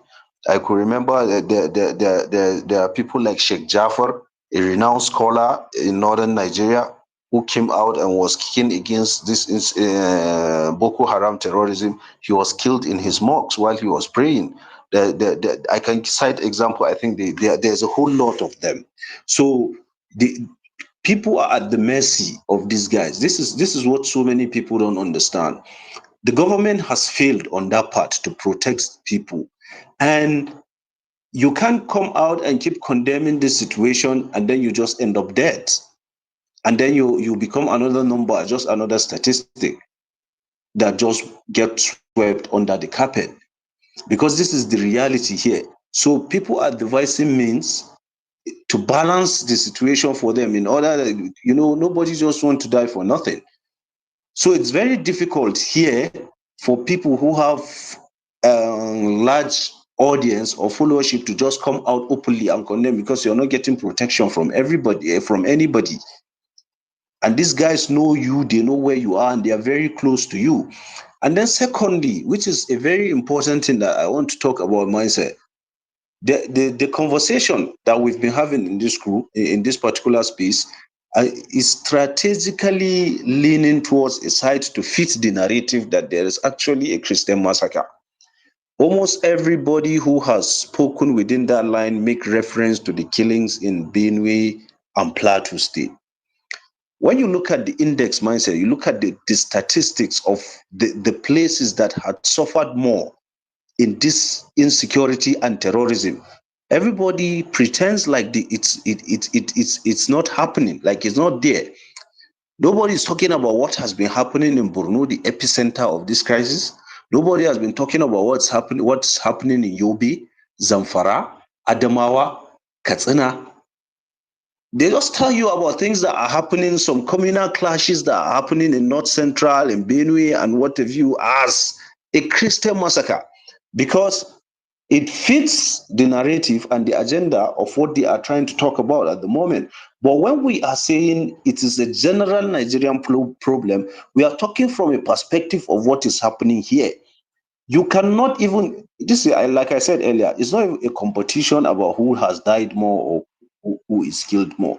But you cannot even begin to compare what is happening in Borno, Yobe, Zamfara, to what is even happening in Plateau and Benue. If they wish this is their situation. Currently, what is happening in Benue and Plateau, these people in these states wish that is just their problem. So everybody, most of the speakers who have spoken have limit their conversation to what is happening in North Central, because that is what feeds the agenda that there is a killing of Christians in northern Nigeria. But the Muslim-dominated states, that Muslims have been dying every day, nobody seems to talk about it because it doesn't fit the narrative. So when we say that this is a general problem, we are not stupid. We know exactly what is happening. This is our reality. What is happening in what has happened and is still happening in Medugu, in Zamfara state, in Yobe state till date, it is nowhere comparable to what is even happening in Plateau state. That is just like a tip of the iceberg of what is happening in this northern state and the number of people that are being killed daily. So when we, like I said, and I will keep saying, and I'll never get tired of saying it, we cannot address this issue unless we call it what it is and unless we treat it how it is. Because when you don't look at the people who are dying in Zamfara, in Katsina, in Kanu, in Ziobe, in Zamfara, as fellow Nigerians who are facing these challenges, you believe that they are being killed by it's none of your business. They are Muslims killing Muslims. That's what you think. Then you will never have a solution, because if these people keep gaining strength in these particular areas, of course, other parts will still be facing challenges because they will expand. They will get tired. When they have done killing everybody in the north, where do you think they will go next? So it's a challenge that has to be addressed from the roots. And we cannot address that when we keep putting sentimental tags to this thing, like a Christian massacre tag. No, it's not. This is a general problem for every Nigerian who stays in Nigeria. You are a potential victim, irrespective of your religion, culture, or what have you. Thank you, Mindset. I yield. All right, thank you very much, Ariwa, for your submission. Quite a number of persons are complaining that they requested for the mic and they were dropped. And how spaces work is when you're on the speaker section, I believe not only myself, I believe other people will see you. So if you request for the mic and you say you were dropped, I mean, you are not on the speaker section, so maybe your request has not been approved. But nobody was dropped that from myself or the my co-host here. So, Ariwa, you said something which I would like to ask you a question. You see, when we use this word communal clash, right, to defend this, and I do not think that's right. And I'll tell you why I do not think it's right. We have seen people being killed in Borno State, right? We've seen people being killed in Katsina State. We've seen people being killed in Benue State and everything. These are not communal clash. These are terrorists coming in to kill Nigeria. So if we're going to paint it as a communal clash, we're not helping matters, right? We're not helping matters because we must admit that we have a problem. We must admit that we have a problem, and then we find solutions. Christians are being killed, Muslims are being killed. But if we're going to bring it down and say there is communal clash, I don't think we are helping ourselves, because we know that these guys who are killing Nigerians are terrorists. This has nothing to do with communal clash, sir. I hope you understand where I'm coming from. Yes, Mindset, I understand your point perfect regarding what is happening in Benue and Plateau State.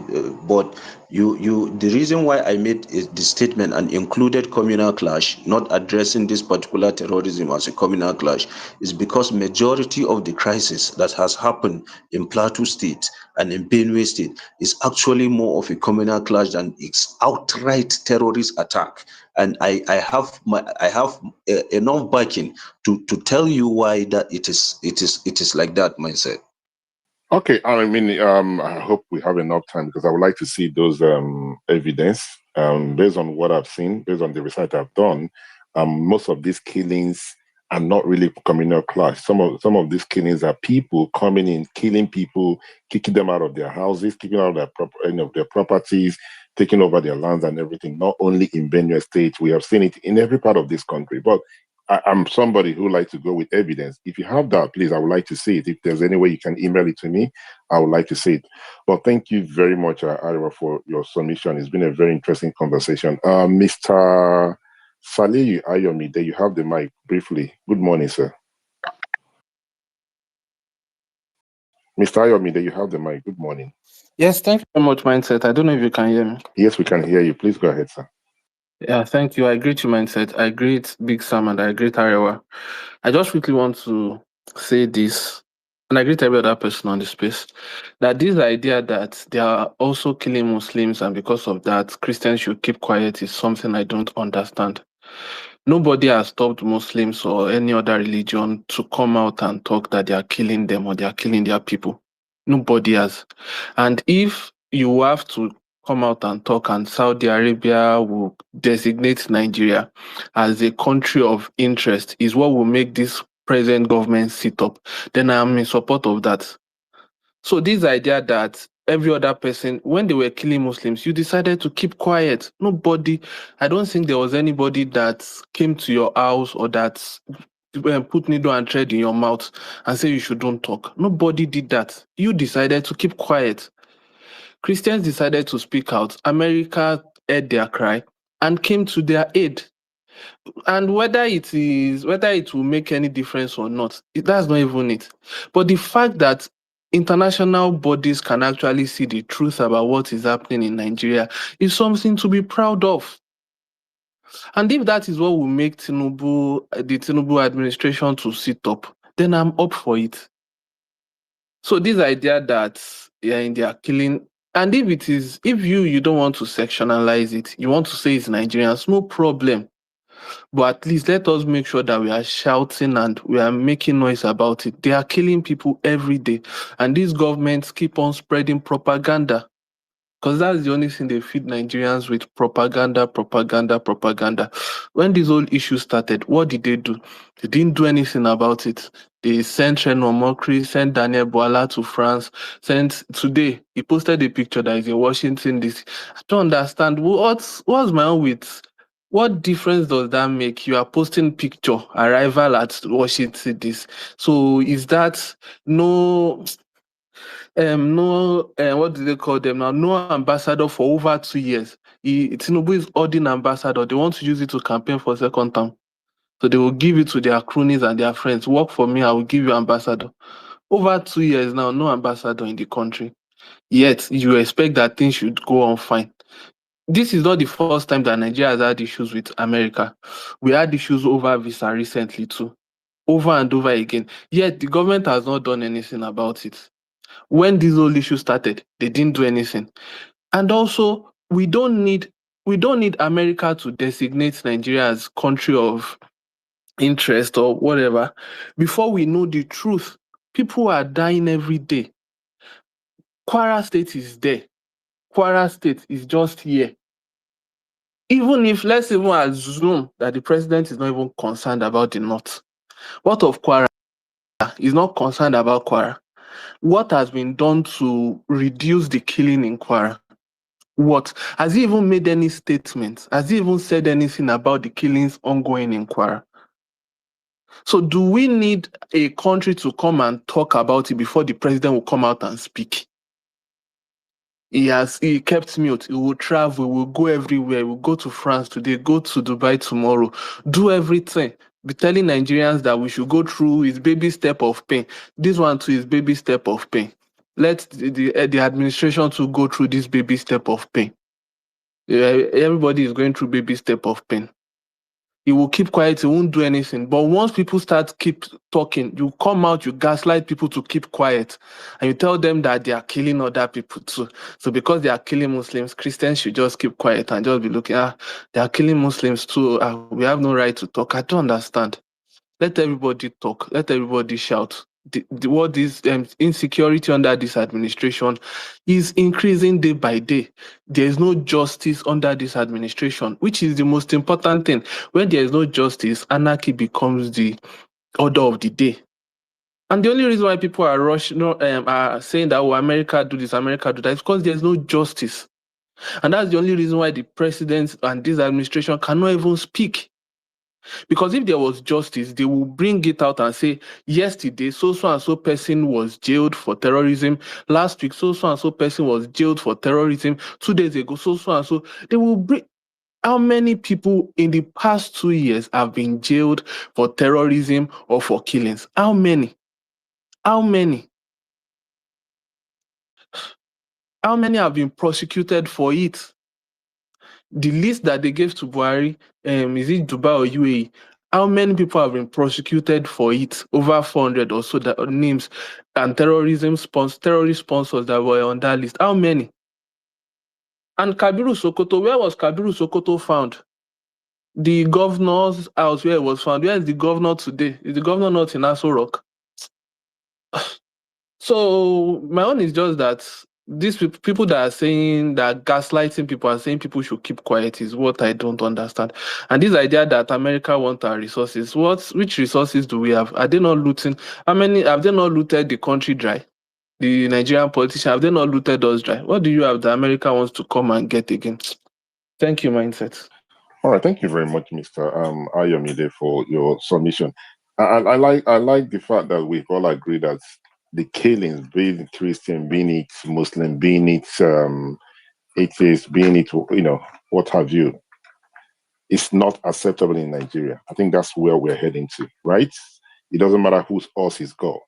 We all need to speak out more. We need to speak out. We're not going to say we're going to speak, we're not going to speak because it's not affecting us and everything, right? I think that's the thing I'm taking home from these spaces tonight, or rather this morning. Every Nigerian's life matters. Now, the US has designated Nigeria as a country of particular concern. It comes with a lot of consequences, all right? But the truth of the matter here is this.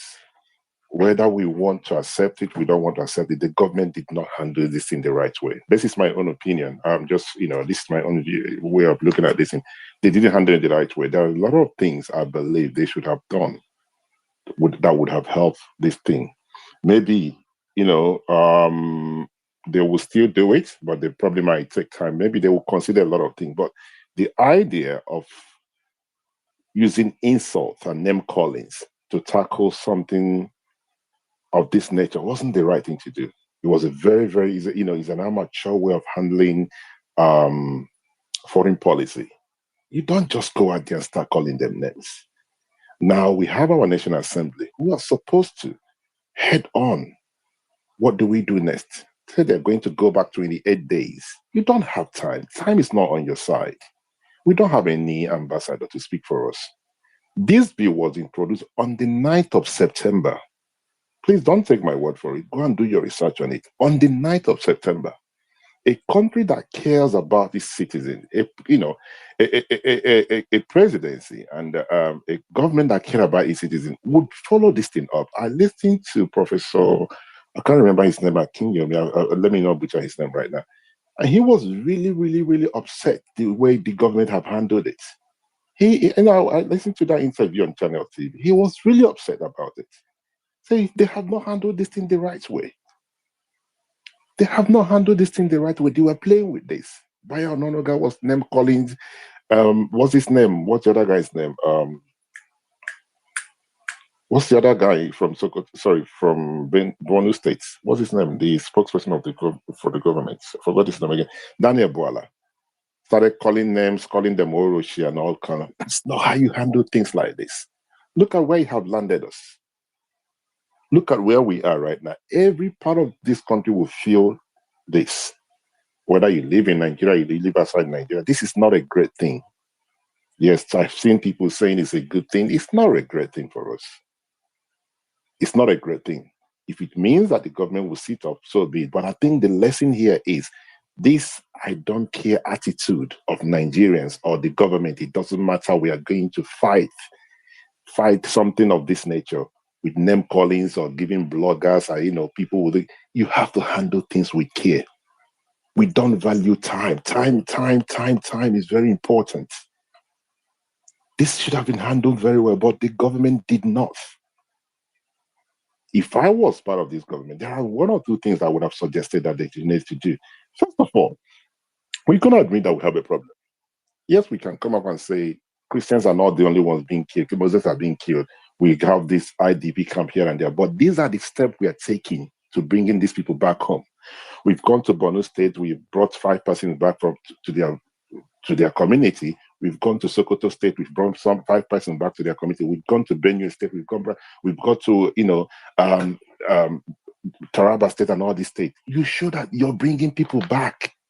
Even at a point, Nigerians will be like, even though if you don't like the government, they are doing something. But the idea that you're going to meet with Christian organization and you sit down and you talk with them, it's not going to cut it, guys. It was a missed opportunity. I'm not saying one should play politics with it, but you should have shown that you care about your people. Yes, your argument that it's not Christians are not only being killed, prove it. Bring those Muslims in the IDP, bring them back home. Do something about it. We have them in Zamfara State. Why didn't they do it? See where you have landed. And if you go back and read Donald Trump's the message, don't take my word for it, please. I want you to go back and read it. It appears that this is not the end of this. The CPC might be the beginning of it. Where it's going to land us, I don't know. But the lesson here is, let's take 16 serious. Let's not play politics with the lives of the people. Let's not play politics with the life of the people. And the government should sit up, get the right people. There are people that should have been sent to America as early as September 11th or September 12th. The bill was introduced. No, it doesn't matter. We have time. We have time. Look at where you have landed us as a country. Muslims have been killed. Christians have been killed. But the Christians felt that we need to speak out more. My thing to the Muslim community, and please, guys, speak out. This is not a competition that these people are being killed. Everybody should speak out, even those who don't have a religion. When you see something, say something. That's where we are as a country. We might not like this. This is my own view of this. I don't know what else to say. But it's the government that have landed us where we are. Hopefully they will learn from it. I do not think we have any other speaker. Let me not bore you guys because I've listened to everybody here. It's been a very interesting conversation. And those who are not unfortunate, who are very who are not opportune to speak tonight, I'm really, really sorry that we are not able to bring you guys up. But if we still want to continue, okay, let's see what we can do. There are 2 individuals I would like us to bring up. Let it appear that, Ari, are you still with us?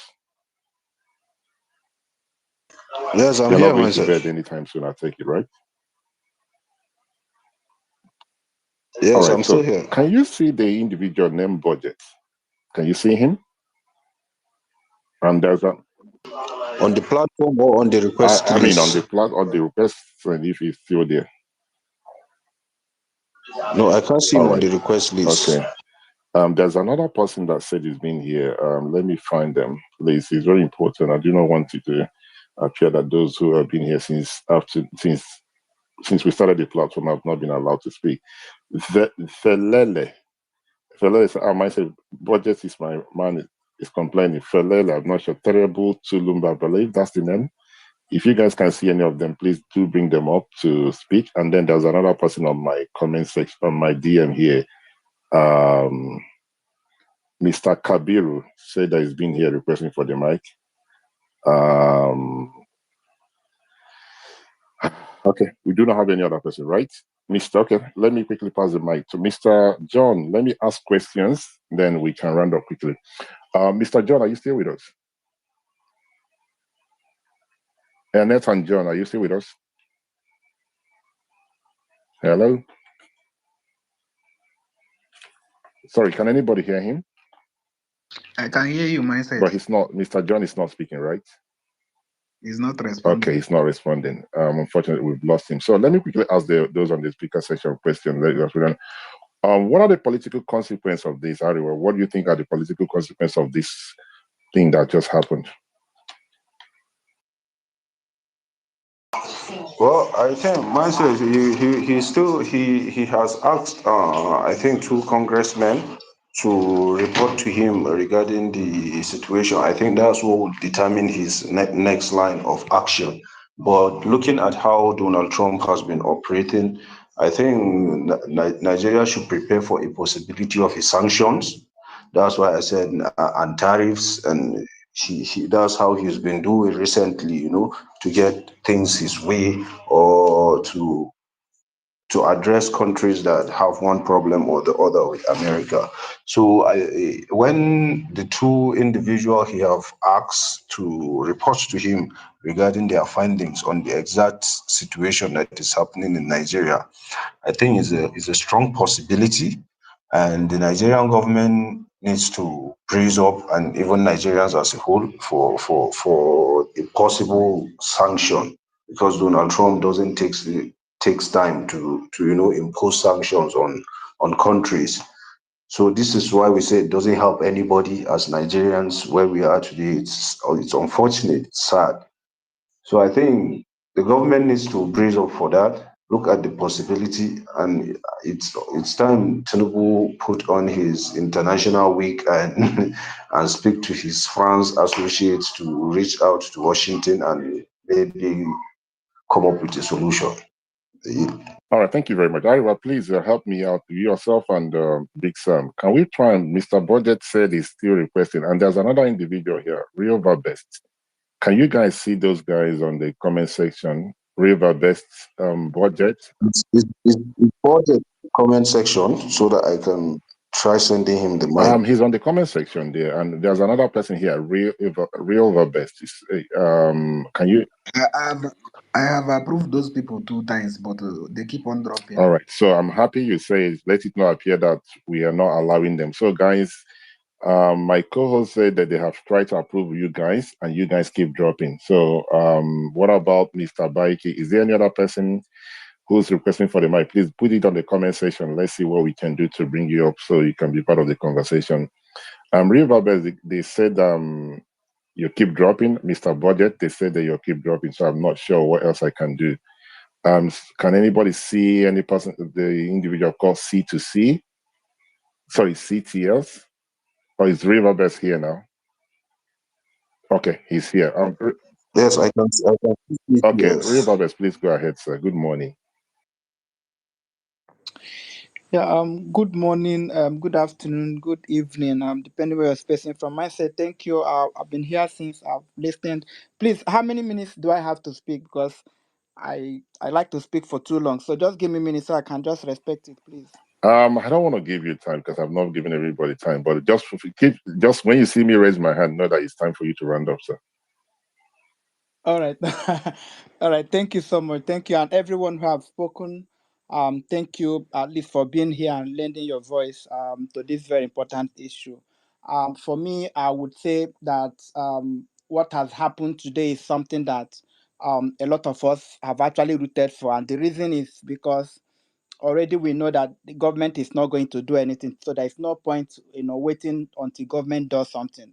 At least what this thing would do, at least in the time being, is to pressure the government to actually find a way, to stop the mass killing of, people in Nigeria. Now that they know that it is now an international problem, I think perhaps they will do something about it. But I want to speak from the point of, I feel that when people come and say, oh, what is happening in Nigeria is, communal clashes, you are actually laughing or denigrating the graves of those people who have died as a result of what we are talking about. You are actually, laughing at their grave and saying, oh, their concerns does not matter, because the people who are speaking are people who were directly concerned. It's not even me. It's not even me that is coming on spaces and talking about it. The people who are bringing these matters to fore are people, the actual victims, and the graves are there. Their dead bodies are there. And every one of them who has spoken about what has happened to them, if you go on their timeline, you will see the pictures of the grave, you will see the mass burial they've conducted, you will see them in their churches praying, you will see them in their houses being killed, you will see them in hospitals. Since the day I saw a woman whose husband and uncles were killed, and they spared that woman, but before they spared her, they cut off her hand. If you say it's communal clashing, what is that community? What is the name of that community? The community should have name. It should be, oh, this community is quarreling with this community. They should have name. The people killing should have name. These are the people in those communities killing these other persons in this community. This community that is, are they living in space? And it is just unfortunate. Like, I think our Muslim brothers think that it is more valuable to protect the name of Islam than to actually talk about their brothers and sisters who are dying. Like, let us make sure that Islam is not being questioned. If we achieve doing that, then there is no problem. Religion is an abstract. Me being a Christian or you being, it's an abstract.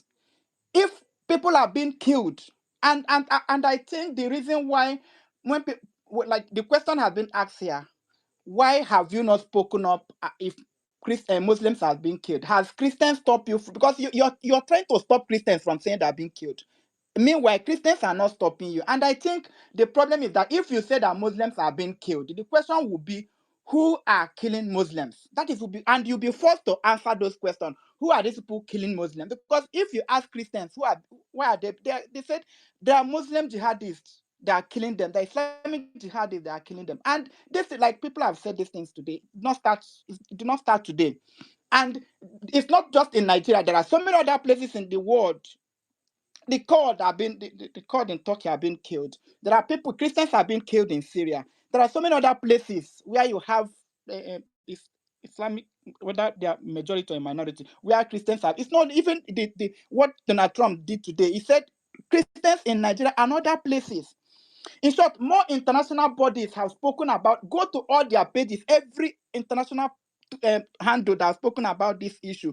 Go to their tweet. They have evidence. It's not something that they are cooking up. It's, when people try to come and make this thing that, oh, they are trying to make this. No, people are being killed.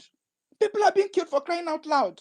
Yes, it's not only Christians that are being killed, but at least Christians in these places are being killed. They are being pursued from their place of worship. They are being killed even on their worship. Instead of you to speak about it, your concern is to say, oh, it is not only you're part of the, and I spoke one time about this issue. I said the terrorists are not only those that live in the bush. Those ones that always operate from. They are not only the terror. There are also terrorists who wear suits, who have Twitter handles, who are educated. And the problem is not people who, because somebody have come here to say, oh, there is on education. No, it's not education. It's not education. The people who instituted Sharia laws in 9 or 11 northern states, they are not illiterate. And when you create that kind of culture, you impose a law that is antithesis to the constitution, that will make people uncomfortable, that will make even people who are not of the religion start being mindful of the way they operate. This is how it starts, because you're trying to appease these people who have vowed that they are not compatible. If you go to some of these places, the chances of Christians has nothing. How do you have a nation where a particular state cannot prosper? Most places in those northern states, Christianity has not prospered. They've not increased. And somebody said here, today I don't want to talk. I don't want to talk about Islam, because when somebody come here and say we should read Quran, if I were you, I would ask people not to read it, because if we read that, if people should read it, then there will be a problem. Because we cannot actually speak about these issues if we don't discuss the root cause of it. From the foundation of, please don't, let me just avoid, because maybe people have spoken so much. A time will come when this set is open. Anytime I'm opportune to come on my mindset space and somebody comes up and say, oh, read Quran or this is not Islam, then I will have a big opportunity to speak about Islam. Because if you think that we have not read your books, we have read it. I have the English translation. I cannot read Arabic, but I have the most authentic English translation. Yusuf Ali is your most English translated Quran. I have Sahih Muslim. I have Bukhari. I have I have the complete history of Islam. So don't come here and tell us who don't know. A lot of people know about Islam. Is not something that fall from the space. People have read those books, up and down, and know what he's talking about. But today is not to talk about Islam. We are talking about there are Christians have been killed in Nigeria, and the people who are killing them are Islamists. They are radical Islamists that is killing them. Let all of us. If Muslims are being killed, good 18, rally up. Let all of us come. Why are you not speaking about your people? Like somebody has said, let Saudi Arabia come and designate those Islamists. In short, there is somebody they call Muslim Brotherhood, Muslim Brotherhood. Qatar is sending them. So, myself, let me round up. Qatar, Saudi Arabia, some other Muslim countries are sending messages to UK, US, and say this group of people. We are pursuing them from our place? Why are you accepting them? You're going to see what made us actually send them out. So if Qatar, Saudi Arabia is identifying Muslim Brotherhood and say, please don't be giving these people space. These people are terror. Why are in Nigeria? Why are you protecting these people? Why are you always saying, oh, there's nothing like farmer header problem? There is radical Islamic problem in Nigeria, and there are a group of people who are trying to make sure that Christianity does not prosper. That is the truth, and you cannot quote it. This thing is not political. There is nothing that Nigeria has that America wants to get. And thank God that we have people today. Since Nigerians, we are numbed. We are numb to the plight of our people. It takes international bodies and even individuals internationally to come and speak, because there's not the word is open. The word today is like an open book. It's not hidden. I was surprised even Abati. Let me round up just a minute. I round up now. Ruben Abati, I watched him in the program, their program this morning, and Ruben Abati was saying, "Oh, the international bodies don't know what is happening in Nigeria. They have this, mindset that, oh, when something they are like they don't have information, and it's unfortunate that our own journalists at home cannot give accurate report of what is happening. It takes international journalists to give you evidence and report, and people like Ruben Abati in Arise Television sitting there and telling them that the international news media does not have the accurate information when they are giving you evidence. Graves, dead bodies, hospitals, their houses burnt, churches burnt. IDPs, 98% of people living in IDP are Christians. Please, can they even start by sending those people that stay? Last 2 years, Sweet Angel sent me during her birthday to go to IDPs, and I visited IDPs in Abuja. I visited IDPs in Abuja. Anyway, thank you. At least now, those people who have been killed and those ones who are still, their life is still at risk, at least somebody is speaking for them. It's something that all of us should come and unite. I even lack words of expression. All right, thank you very much, Riverbeth. I know sometimes this kind of topics or this kind of conversation is very emotional. And just take a deep breath. You did a great thing by visiting the IDP camp. We must thank you for doing so. So, guys, I was about ending the spaces, but it appears that nobody wants to go to bed. So we have about over 700 persons on the platform. We're just going to continue, but one thing I beg of you, please, let's be very mindful of time so we can carry as many people as possible. We have about 34 other Nigerians requesting for the mic, and then we would be able to carry everybody along. Mr. Felele, I believe that's your name. Please go ahead, sir. Felele, good morning, sir. Yes, thank you. Thank you. Good morning, sir. Good morning. Good morning, everyone. Good everything else to everyone, wherever you're listening from. So what I came up to say one thing, right? I think Nigerians need to understand that your government is literally your God, right? Your government can make your reality palatable, or your government can make your reality the way it is happening right now in the country. I'm saying that to say that whenever you're talking about the US designating Nigeria as a country of particular concern, you need to actually start it by saying Tinubu causes the US to designate Nigeria as a country of particular concern, right? You need to be putting the blame where the blame needs to lie so that the person who owns the blame can actually go and fix it. Now, there is nothing that a president does that does not catch the eye of world powers. Mostly Christians were massacred in Yellow-Water, and Tinubu and his people did not say PIM. This is a Tinubu that anytime anybody from the opposition says tweets, news reports, Arise TV shows, almost the next second, people were massacred in Yellow-Water. We didn't say nothing. It had to take the Pope in Rome to talk about it first.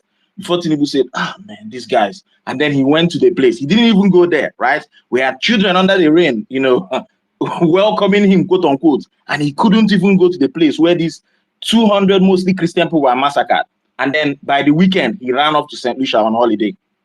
So when this is the attitude that your commander-in-chief is supposed to be securing you, is showing the world, I don't really know what people expect people who are being killed to do.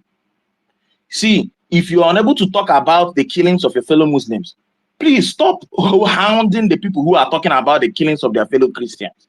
I don't understand it, man. I don't understand it at all.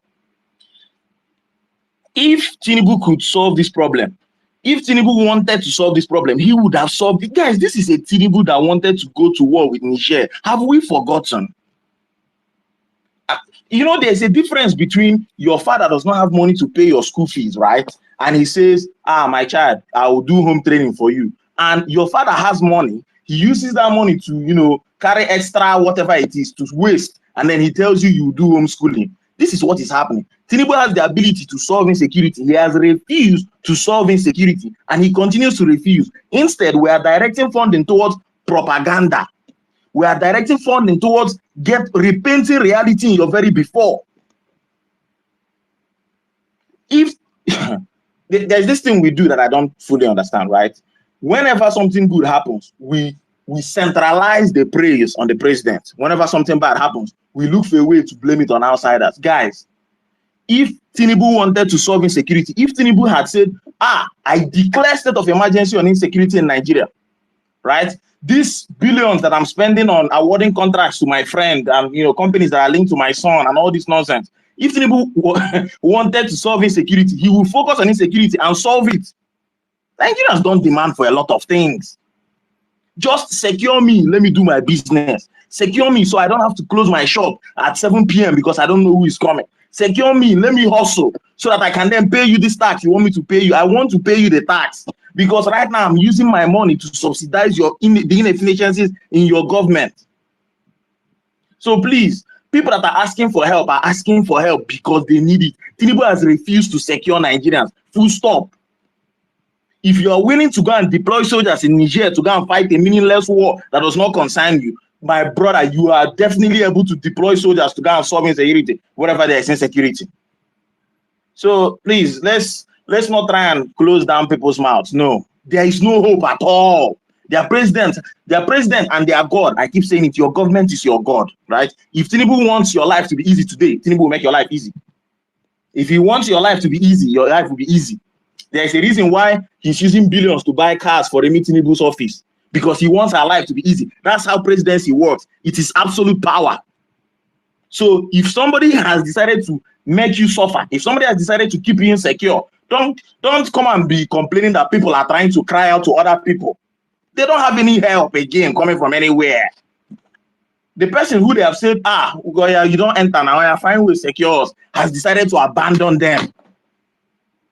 They are talking about killings in your country. Instead of you to be looking for a way to solve it, you are spending money to send people to other countries to go and tell them that killing is not happening. And the mind-boggling thing is that even as those people are going to go and tell those lies outside, killings are still even happening. It's not that. Guys, please, let's stop all this, man. Let's stop all this. Muslims, please, if you're unable to speak out, I think Arawa mentioned that, if he speaks out or something, they know him, they know his house, they will come for him or something. Yeah, no problem. Let people who are able to speak out, speak out. Or I don't know how you're going to do. Maybe leave that place and go somewhere else and then be speaking out for your people from there. But don't come and be doing this. I don't want to make it a competition about killings, and then you make it a competition about killings. No. People are being killed. They've called out to who can help them because the person who is supposed to solve the insecurity has just refused. This is refusal to me. I don't see anything else. Because this guy declared state of emergency in Rivers. He's very quick to award contract without open bidding. He's very quick to approve this and approve that. But insecurity, radio silence. So please, let people who have been beaten thoroughly by insecurity, let them cry how they want, and let those who are listening to them listen to them. Thank you. All right, thank you very much, Mr. Is it Falele, right? Did I get it right? No, Valele. Valele, sorry, I apologize. Yeah. Thank you. No, you're okay. Yeah. Thank you for your submission. Also, guys, we'll continue the spaces. Please, let's be very mindful of time. Let me pass the mic to Mr. Bashir Tijani. He tried twice, He's back on the platform. Let's allow him to speak. Bashir, please go ahead, sir. Good morning.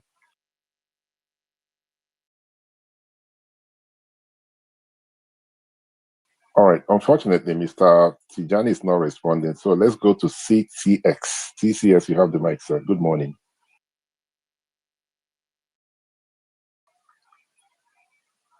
Hello, am I audible? Please, can somebody help me out? Yes, yes, you are audible. So I've called the two speakers, Mr. Tijani and Mr. I believe is a lady, CTS. None of them is responding. So I will go to Mr. Eze. Mr. Eze, please go ahead, sir. Let me remove these other persons who have not responded. Mr. Eze, you have the mic, sir. Good morning. Good morning, mindset, and good morning to everyone else that is on the space. The first thing I want to say is that as Nigerians, we found ourselves in a position where we don't know where to go, we don't know where to run to or who to run to, and I believe that's the reason a lot of people see this designation of Nigeria as a country with particular concern as a win or as something special. The thing is, at the end of the day, anyone who read the document to understand that fundamentally, based on the document, it's not that the United States is going to send their military to Nigeria to fight terrorism or whatever, or even sell weapons. It's just basically they're gonna sanction some people. Now, talking about sanctions, we've seen that that never stops anything. If anything, those people who are going to be sanctioned, worst case scenario, they don't go to Western countries. But if they still want to eat Texas beef, they will have it because they have the resources to do so. Now, but my main concern is that this issue can trigger a lot of things because it's based on religion. Yes, Christians are being killed, that's a fact. But the fact that right now, as we speak, there's a rise of Christian nationalist movement in the United States, and that's significant to this issue because the United States might not. I mean, I don't think it's in their best interest to officially send their military. But due to the rise of Christian nationalist movement, people can start looking for funds to send military corporations, soldiers for hire, mercenaries to Nigeria to fight for the Christians. We saw what Eric Prince did about a week or two ago. He publicly asked the Vatican or the Pope to fund Blackwater. People who don't know who Eric Prince is, he's the founder of Blackwater. And if you read about Blackwater, that's a whole lot of story, a movie of its own. So to fund Blackwater so they can send troops to Nigeria to defend Christians. It sounds cool and all that. But again, when you read about Blackwater, you understand why that is a bad idea to begin with. So, due to that movement of Christian nationalists in the United States, we start seeing that, yes, the United States isn't going to send their military. I don't even think they will carry out strikes or decapitation strikes, as they call it. But when you now have the likes of Eric Prince, Ted Cruz, the man who sponsored the bill, you have to be skeptical. Me particularly, for the battle, I might not, if they decide, and that's the worst case scenario I'm painting here. If, which is a big if that happens, the aftermath is the real deal. In 2018, I worked with an NGO in Switzerland where I live. And what we did in that NGO was helping homeless people. And I worked with a lot of Nigerians who crossed to Europe through the desert and then the Mediterranean. And the stories, the horrors that those men went through. I was writing about this on a blog called Cobano Stories back in the days. And it's horrible. And that was made possible because of the strike by the airstrike by France and the United States and the Western coalition, or what they call the coalition of the willing, because they carried out the massacre of a lot of people in Libya, including the former Libyan leader. So the border became open. Between 1990 to 2013, less than 5,000 people died in the Mediterranean trying to cross to Europe. Between 2014 to now, it's about 35,000 people have died. And a lot of them, most of them are West Africans, Gambians, Senegalese, Nigerians, and so on. My point here is that foreign interference, there's no free lunch in Freetown. You will pay. It's not even about mineral resources. They can take it for all I care. But the effect on the people that we want to protect, in the aftermath, is big. I've seen it. I see these guys every day, even now.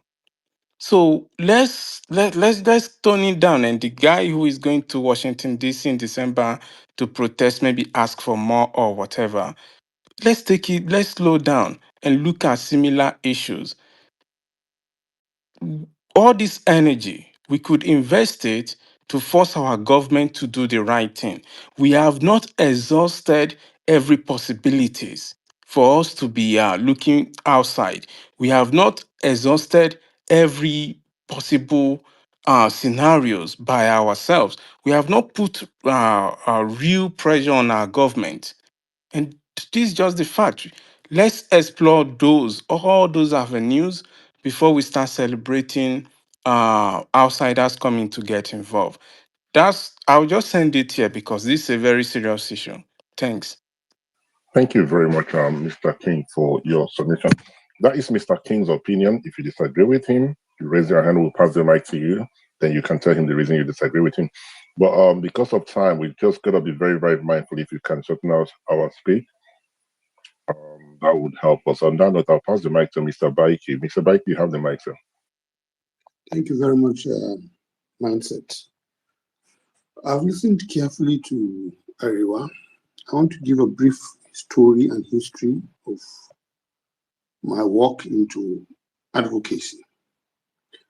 I served the Nigerian Army and retired in 2001 at the rank of Major, pending Lieutenant Colonel in 6 months, but I chose to leave because I am Abdullah J.M. Beki from Kano, and my immediate boss, then a colonel, felt I have no reason being a Christian and coming from Kano. Then I felt as a professional and as an engineer, why should I remain in service when I can, my profession is of value outside. Then my work, I was okay. I didn't know much about advocacy.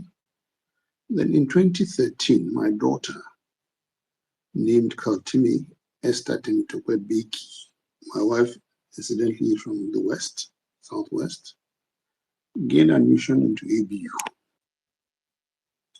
And in the process of registration, she had 256. Her indigenization was challenged by the person registering her. She cannot come from Kano and be an Esther and then be bearing a Yoruba name. My attention was called and I walked up to the person. If you talk of ABU, if you go to ABU website, you'll find out the first 2 Nigerian staff lecturers in ABU. You'll find my father's name and Abubakar. I grew up within the university campus in Zaria. And in the process, I asked this gentleman, why isn't this girl registered? Is she qualified? He said yes. And then what is the problem? He said, she's claiming Kano. I said, she's not claiming. She is from Kano. And she said, well, they don't have Esther in Kano. I said, who told you? Well, she's even bearing a Yoruba name. I say, fine. And what is Murtala Mohammed's wife? What is her name? That started my walk into advocacy because I now got a clear picture that the thing didn't stop at me before I left service. but it has even gone beyond where I thought. Then at 2013, this issue of killings had started. Boko Haram was growing. Jonathan was getting confused. And of course, I started working with partners in the US. And here we are. So for people like Ariwa, my northern brothers, what we are talking about now didn't start today. It didn't start today. Stephanos Foundation has been on ground. Christian Concern has been on ground.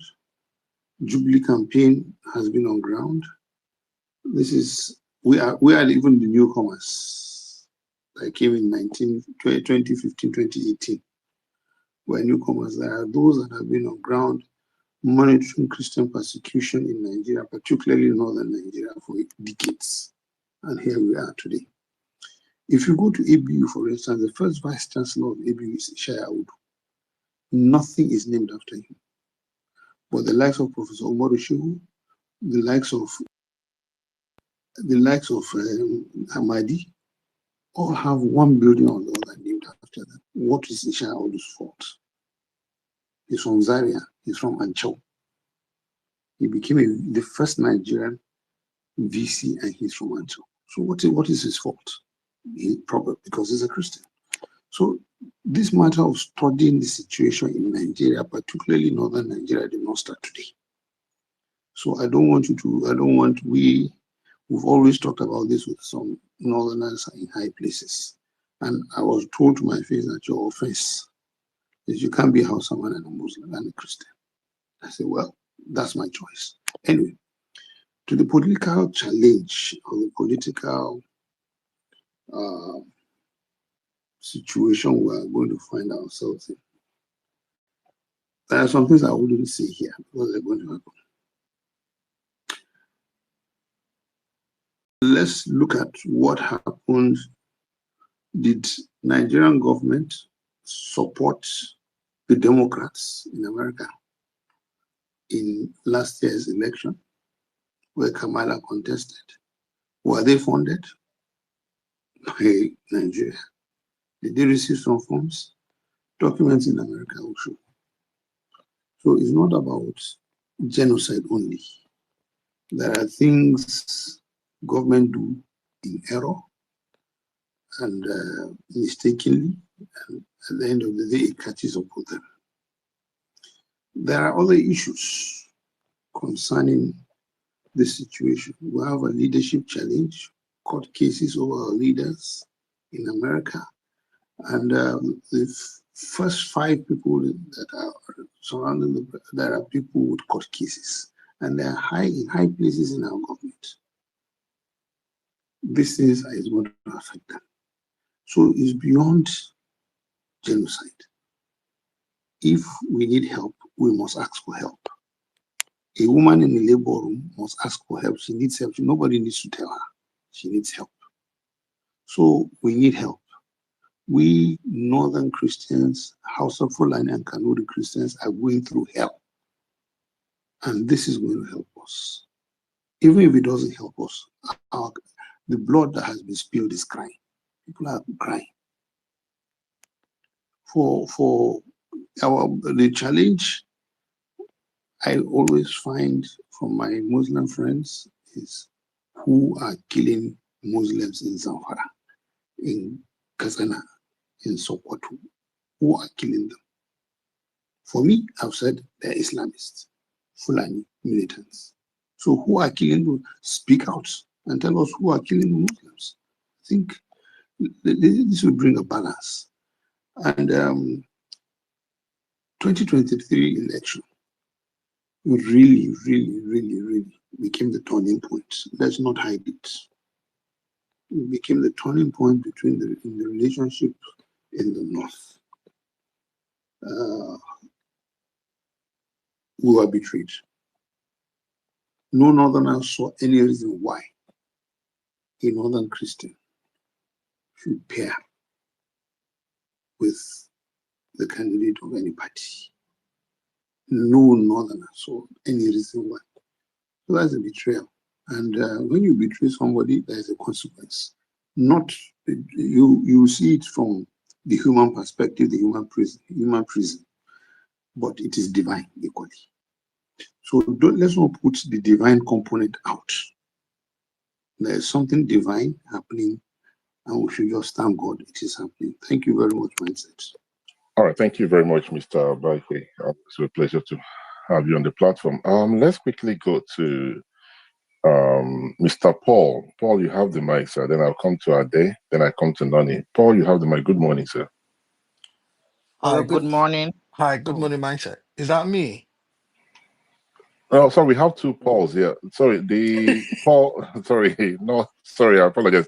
Okay, the Paul with the not the one with the hat. The Paul with the sorry. Let me Okay, see. that should Yeah, be me. yeah, that's you, sir. Good morning. Hi, thank you very much, mindset. Very interesting. You're doing a great work. I just wanted to commend the last speaker. He was very calm, and to be honest, with all those who have spoken today, I found his own comment very, very humane. Right, and you could see that he's not just speaking from angle of bitterness or hatred, but just he's just living his experience. Right. And I mean, to be frank, I usually would just listen anonymously and just go off. But this issue is very, very personal to me. And the reason it's personal to me is because I'm from Benue State. And I was born there. I grew up there. I have family down there. Though I'm not in Nigeria, but it's been one of the most traumatic experiences so far. You know, it's traumatic because there are things you really don't find online. But you have people back home in the village, and they would oftentimes send messages to family groups to say, oh, this is what, and you begin to see very gory pictures, right? And these things are very, very painful. No human, I repeat, will see things like this and decide to keep short, right? And I believe that is why it does appear as if there seems to be a disconnect between the people who lead us and the citizens. And why do I say this? I say this because it's like we live in a country where it's not like we live in a country where life means nothing. 10 people die, nothing. 100 people die, nothing. It means nothing. And sometimes you sit back as a person and say, wait a minute, are we humans at all? I was speaking to a friend of mine some weeks ago. We lost a colleague at work, right? And all the emails we had was, oh, those of you who were very close to him, he's a very senior colleague, and we know this must have had impact on you. You can take the next few days off if you want to. You can speak to, if you need to speak to an advisor, if you need to do this, if you need to do that. And it gives you a reason to say, this is not even your family member, right? This is somebody who you've got to know at work. You might not really be friends, but there's that belief that this is huge. And then you come to read online that 100 people killed, and you find your leaders going on burial ceremony somewhere. You find your senator sitting the next day laughing. And then you come online, the most painful part of it is people who you respect would mourn the death and say, oh, I believe this is painful, turning it to political and religious reasons. It's so sickening. It's one of the most, it's something I can't even imagine sometimes. Are we humans at all? Does life make meaning at all? But this is where I want to go to because that is the cross of my own contribution. It does appear that we tend to have a wrong idea of what genocide is in Nigeria. And I just felt wanted to, you know, just make a reference to that. So my background is in law, right? Both in academics, in practice, and in work. And it does appear when Nigerians hear genocide, they think, oh, killing, killing. No. Article 2 of the 1948 United Nations Convention on Prevention and Punishment of Crime of Genocide, in attempt of defining what genocide said, it said genocide could mean any of the following acts, right? But those acts must have the intent either to destroy in whole or in part. So I think we have an idea that we think, oh, genocide, plenty of no, it's either in whole or in part. Then it goes further to then explain to you those acts or conditions or those acts you could perform. And two things I want to focus on, of course, the first one talks about killing of a member of a group, no problem. But you see, number 2 and 3 of them, which is the most important part I wanted to focus on, is a one where you cause serious bodily or mental harm to an individual, a member of a group. Emphasis on mental harm. Then the next one he then talks about, he said, when you then deliberately inflict on that group of people conditions that makes life impossible, right, for them to live, then of course that can be considered as genocide. Or sometimes it then goes ahead to say, if you impose measures that intend to prevent the birth or birth among that particular group. Now ask yourself, the people in Benue, the family in Benue, the Christians in the north, what do you think are their mental state as we speak today? If you ask yourself, what do you think Christians in the north, particularly in the middle belt, what do you think is their mental state? People who have buried hundreds of people who have lost people who have seen children born to death, what do you think is their mental state? That is genocide as well. So genocide is not just when you kill people. The conditions are there. You live in the West, you live in the Southeast, or you live in the South. You go to church every Sunday. You live, your neighbors are Muslim. Yes, that's your live experience. Is that the same for people in the North as well? So you should ask yourself. And it's very shameful when you have leaders who ought to know because they've been on the other side before. Act in this manner, you begin to wonder, like, what's going on? I mean, there was a stabbing in London, in Oxbridge. It didn't take up to 2 days. The culprit has been charged to court. Where are the people that killed Deborah? Where are the people that lynched that lady in Sokoto? Where are they today as we speak? Where are they? How many years has it been now? Have they been found? I just don't understand. The people that went to Yawalata and Benue State and killed all those people, where are they? Have the police said, oh, these are the faces? Have they even paraded suspects? Ask yourself, where are they? If those people were vice versa, if they were, what happened to the people in Benin? Did the governor say they've arrested them? What about the ones in the north? Why have they not arrested them? But then, what would you say? You say, well, the police is investigating. Investigating what?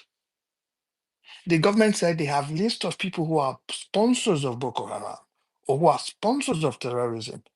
Have they released the names of these people? That can happen in the US or in any same country. Their names and pictures will be everywhere. And this is where I have my own annoyance, right? Because few days ago, we've seen the list of the purported soldiers who have been involved or said to have been involved in the alleged coup. Their names are everywhere and their army numbers. So it means Nigerians they have that information to give out to the public. Why won't you release the names of people who have committed this heinous crime in the first place? Am I happy that Nigeria has been designated TPC? No, I am not. But am I glad that finally, maybe this crop of leaders will look back and say, wait a minute, guys, let's ask ourselves, have we really done the right thing? Maybe they would act. I'm hoping that would take them to act. I'm hoping it does. But from what I'm seeing, I don't think it will. What will happen from tomorrow in Nigeria is that more people will be paid 20,000 or 30,000 naira. More handles will come out to shout and say, there's no genocide. More people will come out and say, and turn it to tribal issues. More people will come out and say, this is what is going on. That is what you will see in the next coming days. That will be the tactics I fear that the government will deploy. And I would be surprised if that's not what's going to happen. Because I'm seeing it already. And the only argument I found very nonsensical is People saying the US is coming for our resources. You have resources and your people live the way they are living? Really? So we do have resources? And your people are living the way they live?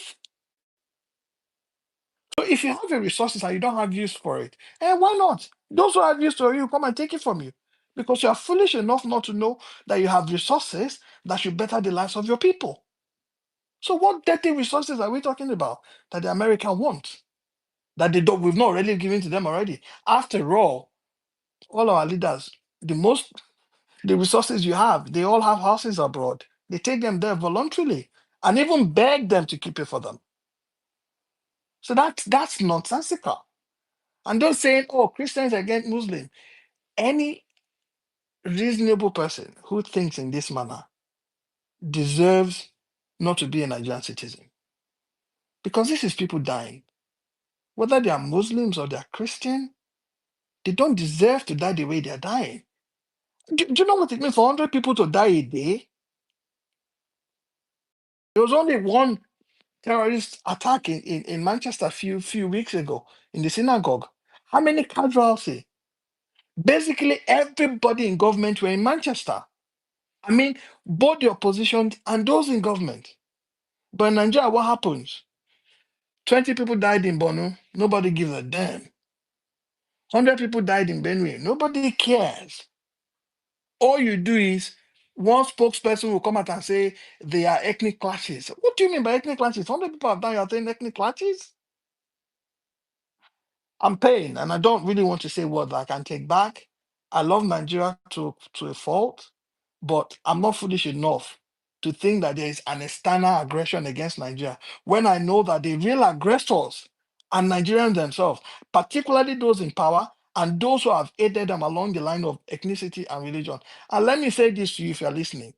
Abdullah, you said nothing but the truth. I'm from Benue State. I know people who are Christian who have to change their name to add Muslim name to their name to get to join the army. These are true. I can assure you, if there should be a nomination, from the North Central, I would not pass. My name will Paul would not, I will not pass in the first place. I can assure you of that.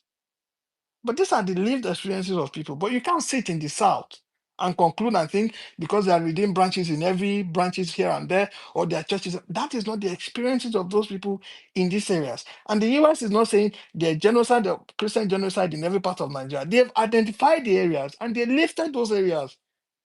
A government who is serious, who cares for its citizens, will take those areas they've mentioned and say, we will deal with this aspect. That's how you deal with terrorism, not to come out and start playing religions or whatever you call it. Thank you very much for the opportunity, and I wish you all the very best.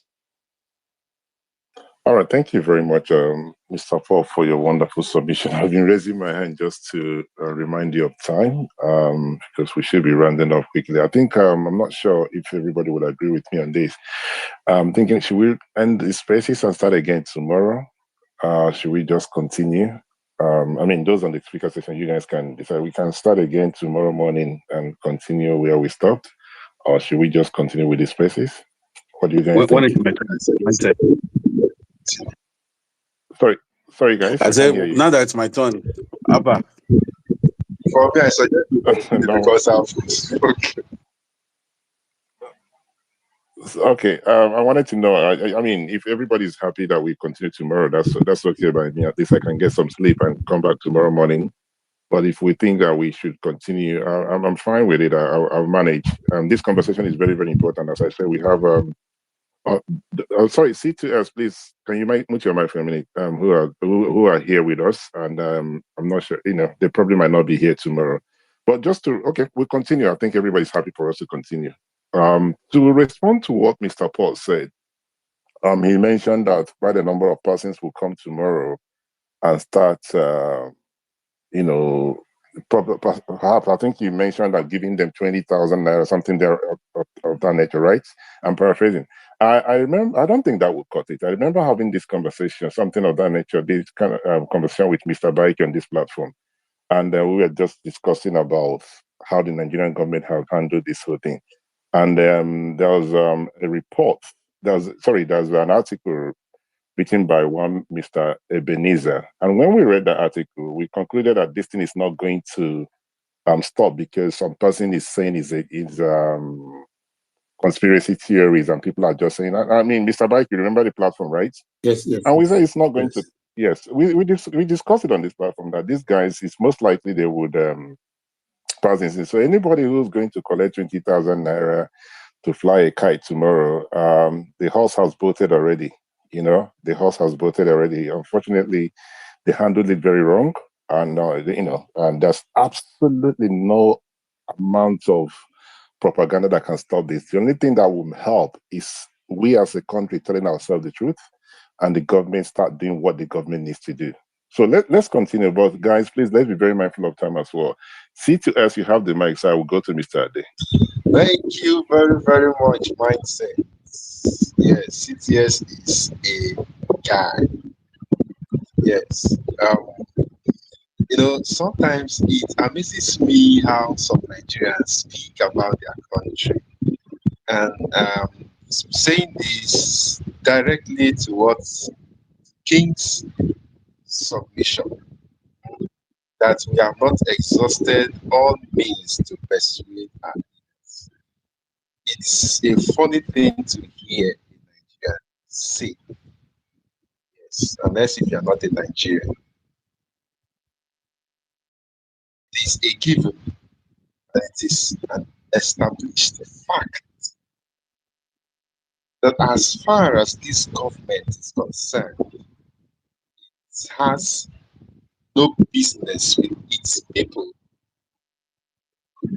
It has not the good of its people at heart. So tell me how you will want to convince someone who does not have my interest at heart. How? What possible means? Secondly, I'm not here to prove if there's a Christian genocide. We've asked that. That agenda that is not a Christian genocide will not move. It will not work because it is already established. It is an established fact. So there is no need. It's wasted effort trying to speak against that. Thirdly, we cannot but be emotional when we speak about this matter. And when we are speaking about this matter, and you are trying to tell me about the hopeless and useless agenda of the US, then I do not understand if you're really, really into the situation. You see, the whites may be, they may be very crafty, when it comes to, geopolitical, game and the rest of it. But whether you like it or not, Mr. CTS. I'm not sure. Can you mute your mic for a minute, sir, please? Thank you. I'm not sure if it's from my end, but it would appear there is a noise in the background. Please, guys, is it from my end? Can you guys hear him? Then I will allow him to continue. Yes, it's Anybody breaking. can unmute their. It's breaking, isn't it? Yeah, I thought as much. I just wanted to leave it for a little while, but Mr. CTS, please, sir, your line is not clear. Can you hear So, me now? is there anything you can do? Sorry, Can sir. you hear me now? Am I clear? Oh, it's much better. It's much better. Thank you, sir. Okay, sorry, it seems is the fan. Okay, so I said let me quickly recap what I said. I said my first submission goes to King's leadership persuasion. You see, he said we've not exhausted all means of persuading our leaders, and it is an established fact and the reality of Nigerians that the government we have today does not have the good of its people at heart. It has everything at heart but the good of its people. So tell me how I am to convince someone who does not have my good at heart. Sometimes you speak, I wonder if we are Nigerians or if we are in Nigeria. Secondly, I am not here to prove if there is a Christian genocide because whether we talk from till tomorrow, it's already an established fact beyond Nigeria. So there's nothing we can do about it. Thirdly, we cannot but be emotional when we are talking of this issue. It is not, yes, you have to be, be rational, you have to, involve reason, but it cannot be emotional. I don't think this is the time to start talking about agenda and no agenda and the rest of it. I don't think this is the time. I don't think this is the time. And like somebody said, what is it that they want to take that you have not given to them? What is that? There's an Igbo adage that says, and I'll say it in English, one whose house is on fire does not chase rats. You don't chase rats when your house is on fire.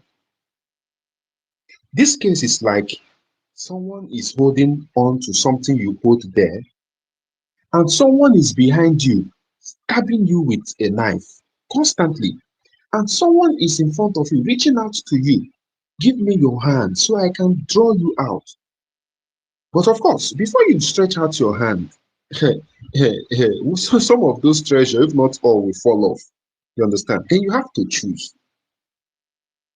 Are you going to accept the helping hand, or will you hold on to what you think it's there to you and you get stabbed till you lose all the blood in your body and you die? Which are you going to choose? That is a question. It is not the time to start arguing that Muslims are being killed or not. It is not the time. Why are you talking about Muslims are being killed or not? Just because of the Christians are speaking up. Why? Is it the time? These are human beings that are being killed. Is it the time to start saying that the US have an agenda? Is it the time? Have we not seen issues of even the use of this, you see siphoning of minerals. You see illegal mining going on in Nigeria. Eh? We are not kids. We know of all these things. It goes on and on and on and on. Then in this moment now, that is when some Nigerians are coming out and they are saying, hey, they want to carry our resources. The resources that you have, what has it done for you? What has it done is a question. If things were working, would we be talking about the US? If things were working, would we be where we are today? If there is an agenda, then the leaders are to be held responsible. If there's an agenda, then the leaders are to be held responsible. Or could it be that we have been put in the middle by both the leaders and the US? So that now we are now like they're playing games. But even in such situation, what do we think should be done in such situation? Life is paramount. Are we getting it? Now, my brothers and sisters, we have no country as such. We have nothing to protect or guard. Because the way we are now, it is as if we are slaves in our own country and people are being killed on a daily. And our leaders spend time doing what? Trying to sell propagandas. But come to think of it, who pushed Ted Cruz to speak about it? This is a fact that truth speaks for itself. And when the white speaks, they speak with facts. They don't just talk for talking's sake. Now somebody has spoken, and what are you trying to do? You are trying to say no. It is not a Christian genocide. No, nothing of such is happening. No, Nigeria is fine. It is okay. You spend the money to sell lie. Why truth is coming out on its own willingly? Aren't we supposed to be happy? For me, okay, I'm rounding up now. This is God working. This is what, just like the general said, this is God. And for me, I think we are to be grateful for it, for putting people in place at this point in time. Otherwise, without the help of external help, I don't think we'll be able to achieve anything or go far in terms of solving this issue. Thank you. All right, thank you very much, Mr. CTS, for your wonderful submission. You asked a question before I pass the mic to the next speaker. Let me quickly ask that question. You said, come to think of it, who taught Ted Cruz about this. This thing did not start yesterday. It didn't start this year, right? I think this is where we're getting it wrong. A lot of us just think that this whole thing started today. There's a book. There's a book. I think it's called "The Silent Slaughter," Nigerian Silent Slaughter. Right? I want you to go and look for it and read an article. Sorry, I reported about the killings. This from 2020, right? And I want you to research about a bishop, the Bishop of Makurdi, Bishop Wilfred. This man has traveled to every country I can think of. He has met with a lot of people, and he's been telling them what's going on in the Middle Belt. So this thing did not start tonight. It didn't start because Ted Cruz started it saying about it. It's been there. What happened is Ted Cruz brought it to the U.S. Congress. It has not passed. The bill has not passed, but I mean, Trump, as the president, has actually used the presidential power, right? So on the 9th of September, he introduced this bill. So this didn't start today. Somebody decided to speak out. Hence, I'm saying to everyone listening to my voice, be you Muslim, be you Christian, be you what have you, when you see something, say something. Right? I hope I answered your questions. And thank you very much. Let's go to the other Paul. Then we can go to our day. Paul FBD. I think that's the next person. Paul All right. FBD. Good morning to you, everyone here. It's an honor to be part of this conversation, this great conversation. First off, I want to say a very big thank you to the host. I was really scared. I wasn't gonna say what I wanted to say before I went to bed, but I'm glad you finally given me the opportunity to say it. But first off, I want to agree with my namesake over something very important that he mentioned while he was talking. He said he actually made reference to the United Nations definition of genocide, and I think that's very important. It's like it's very important to look at it and then to judge the claim of Christian genocide in Nigeria against that background and see. So just like he said, like the United States, like the United Nations defines genocide in Article 2 of of the Convention on the Prevention and Punishment of the Crime of Genocide. It says, in the present convention, genocide means any of the following acts committed with intent to destroy in whole or in part a national, ethnical, racial, or religious group. As such, A, killing members of the group. B, causing serious bodily or mental harm to members of the group, and C, deliberately inflicting on the group conditions of life calculated to bring about its physical destruction in whole or in part, and then D, imposing measures intended to prevent birth within the group, and lastly, forcibly transferring children of the group to another group. So now, take a look at it. Then you want to ask yourself, criteria that the killings in Nigeria meet. First off, the killing of the group. Well, we this is something that we cannot dispute. All right. Yeah, there are killings in Nigeria, quite right, and the killings um, both Christians and Muslims are victims of it, which is one thing that appears to be a talking point for many of the people that are denying the genocide, especially those on the Muslim part who are saying that, well, since Muslims are also being killed, then we cannot call this a Christian genocide. But then there is something that they fail to take cognizance of. Now, let us take a look at the numbers. All right, yeah, the numbers don't lie. So, what is the proportion? What is the ratio of these people?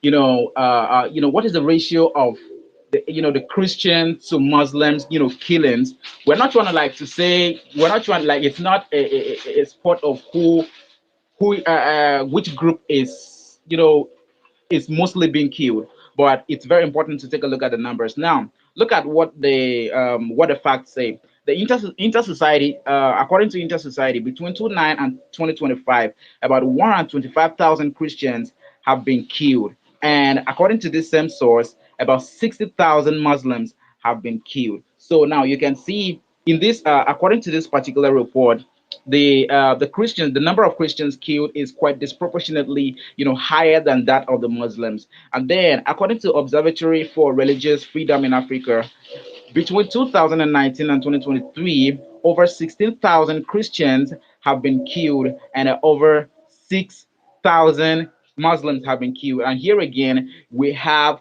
the number of persons killed, and the number of Christians killed quite, disproportionately higher than that of the Muslims. So now, when you put all of these figures together, like, it just gives you a clear indication that, well, yes, there are both groups of the divide, like both groups are being killed, quite right, but one group, like, is obviously being targeted. All right, so, and that group is the Christian group. Okay, so who are these killers? Who are these killers, and what is their mission? Well, while we may not be able to, to categorically answer that question, or to know, maybe to tell what their mission is, well, to the average man out there, if you ask them, well, yeah, they're trying to Islamize Nigeria, and to me, that's how I feel. That's how I feel too.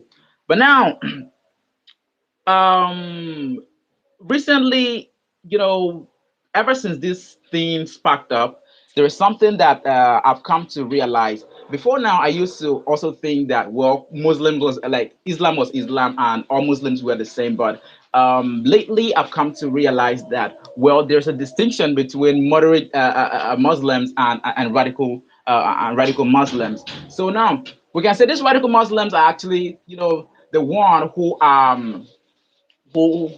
actually the, the Islamists, right? Yes, the radical Muslims are the Islamist, terrorists, and they are out there to eliminate anyone who stands in their way, or who stands in the way of their achieving their agenda, whatever that is, and that includes their fellow moderate, their fellow Muslims. That is the moderate Muslims. All right. So yes, the Islamist terrorists are killing Christians, are targeting Christians, but, like, in the process of trying to achieve their aim, if their moderate Muslim brothers get in the way, of course they too, they are targets. All right, so that's one thing we need to, take note of. So right now it's indisputable, both sides, both Muslims and Christians are being killed. But of course, the Christians are the ones who are being targeted, and the moderate Muslims, who refuse, or who withhold their support, of course, they are also, victims. So now, when you try to if the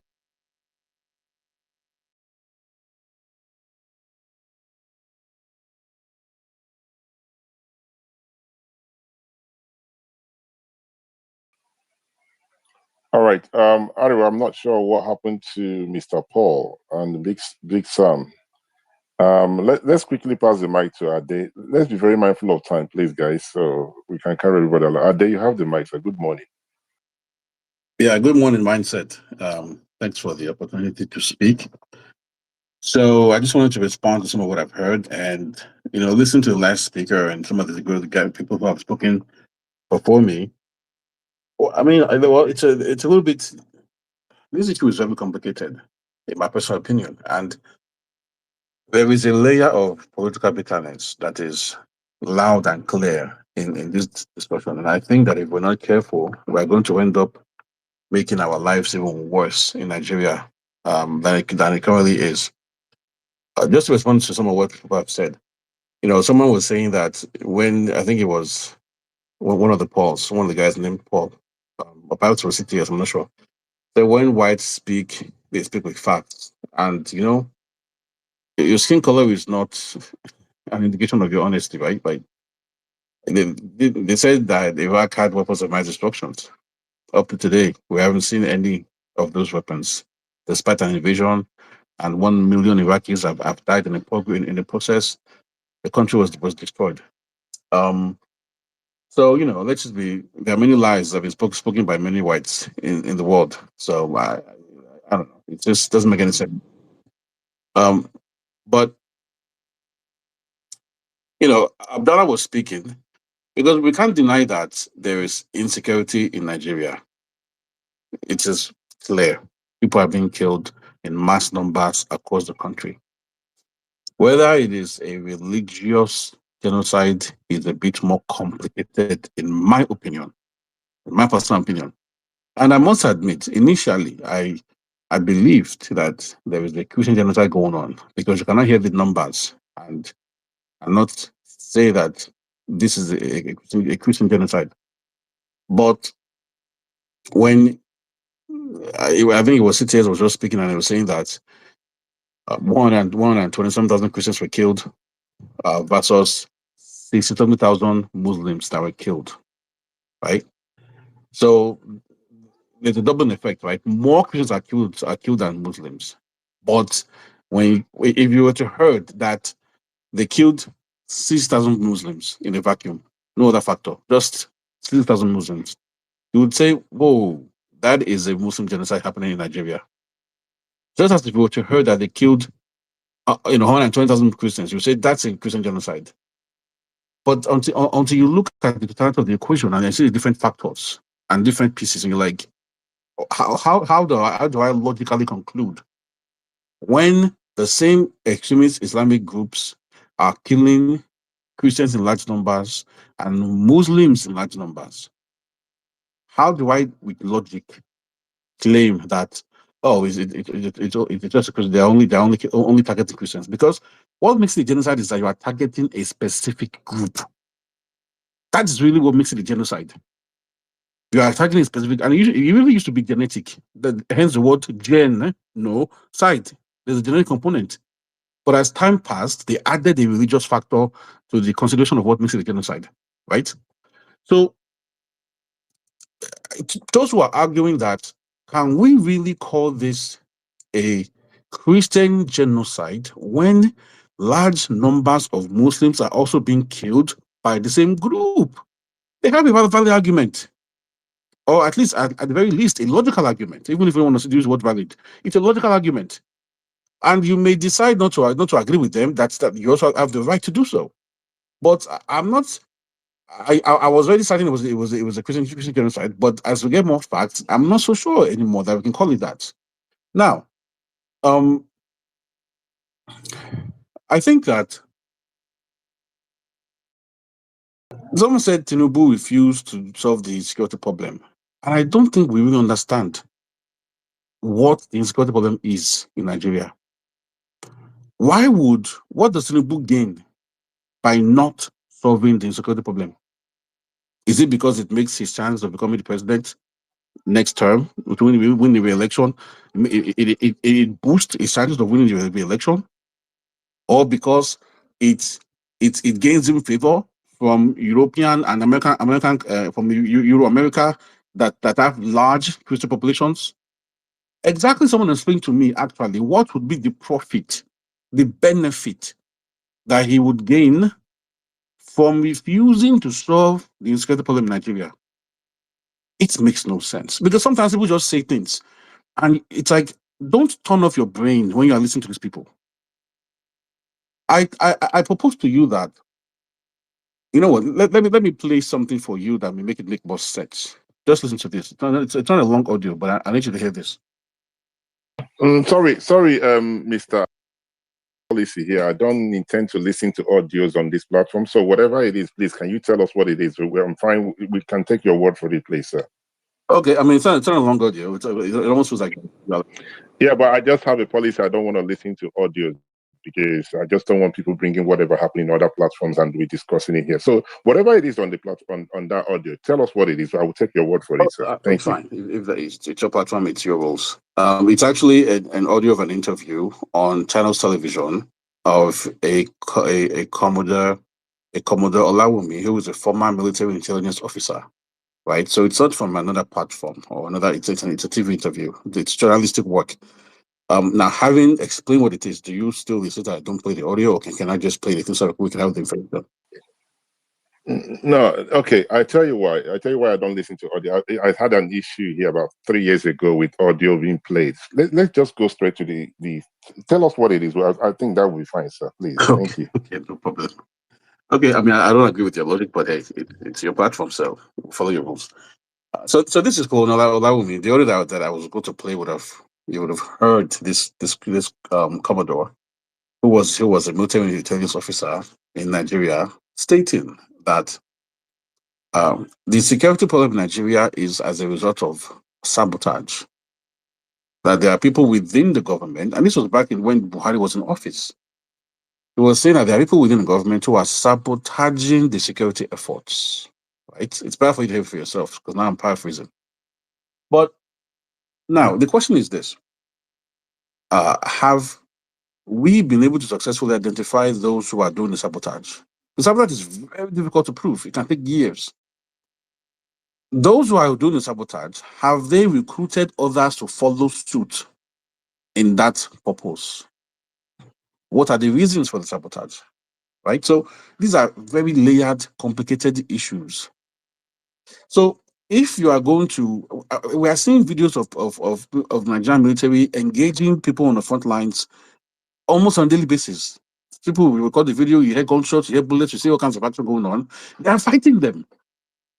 So for someone to come and say that, Tinubu just he doesn't want to solve the problem doesn't make any damn sense to someone that has a brain or brain cells that are working. But the problem we are having is sabotage. The Sahara reporters reported the other day, about maybe 2 weeks ago, that these Boko Haram fighters, ISIS, whatever, ISWAP, whatever you call them, they attacked the military base, carted away with 30,000 rounds of ammunition. That's 30,000 bullets, along with guns and things like that. And the Air Force did not respond. Aerial bombardment would have made it easy for the boys on the ground to overcome them. So, again, we keep running into this issue of sabotage. Now, it's a very thorny thing to solve because you don't know when they're texting them, calling them. You don't know, like, it's just how they're communicating. It's very difficult to crack that code and end it. So, to the extent that we are eager for foreign countries to, to designate Nigeria as a country of particular concern because of the Christian claim of genocide, how does that really help us solve the sabotage problem? This is why I want to play this. Take a hear for yourself. So now it's hearsay because you didn't let me play the audio from the journalist, from the speaker direct. So how does designating us with that? All right, let me come in. I do not. Sorry, sir. I do apologize. Let it not appear that I did not allow you to express yourself. What you can do is you can put the audio. I mean, I'm not sure how you're going to do it. Put it on the, you can play it on put it on the comment section. I'll put it on the jumbotron. I have a policy and I want to stick to that policy. So I don't want it to feel like you are not given an opportunity to express yourself. So I'm giving you an opportunity right now. Put it on the comment section, and I'll put it on jumbotron. So those who want to listen to it will listen to it. So if you can kindly round up quickly, so I can pass the mic to some other person. Thank you very much, Mr. Day. No problem. Just a couple more points. How does this designation of a country of particular concern, right? How does it help us solve the sabotage issue within the military? It doesn't. Someone and people are not even being fully honest about this issue, right? They're saying, well, it's going to put pressure on them because they will sanction them from traveling to. Someone said they can't go and eat Texas beef in Texas, but they can ship it down to Nigeria. Like just miscellaneous, miscellaneous statements that don't make much sense when you think about it. So you think that that's not allowing them to fly to America or whatever is what's going to stop the insecurity in Nigeria? No, it is ending the sabotage of the security forces that will stop this problem. And here's the thing: once you designate a country with this CPC designation, it gives the executive branch in America wide latitude to impose, a variety of sanctions and conditions on the country. It's basically political pressure. A few years ago, there was an issue of like these Tokano debts that they didn't sell to Nigeria because there was some kind of sanction in place, which means that because we are not able to get those Tucano jets, if we need them, we don't have what we need to fight. A lot of these things is just political bitterness because your man is not in office. This is what I see in this entire thing.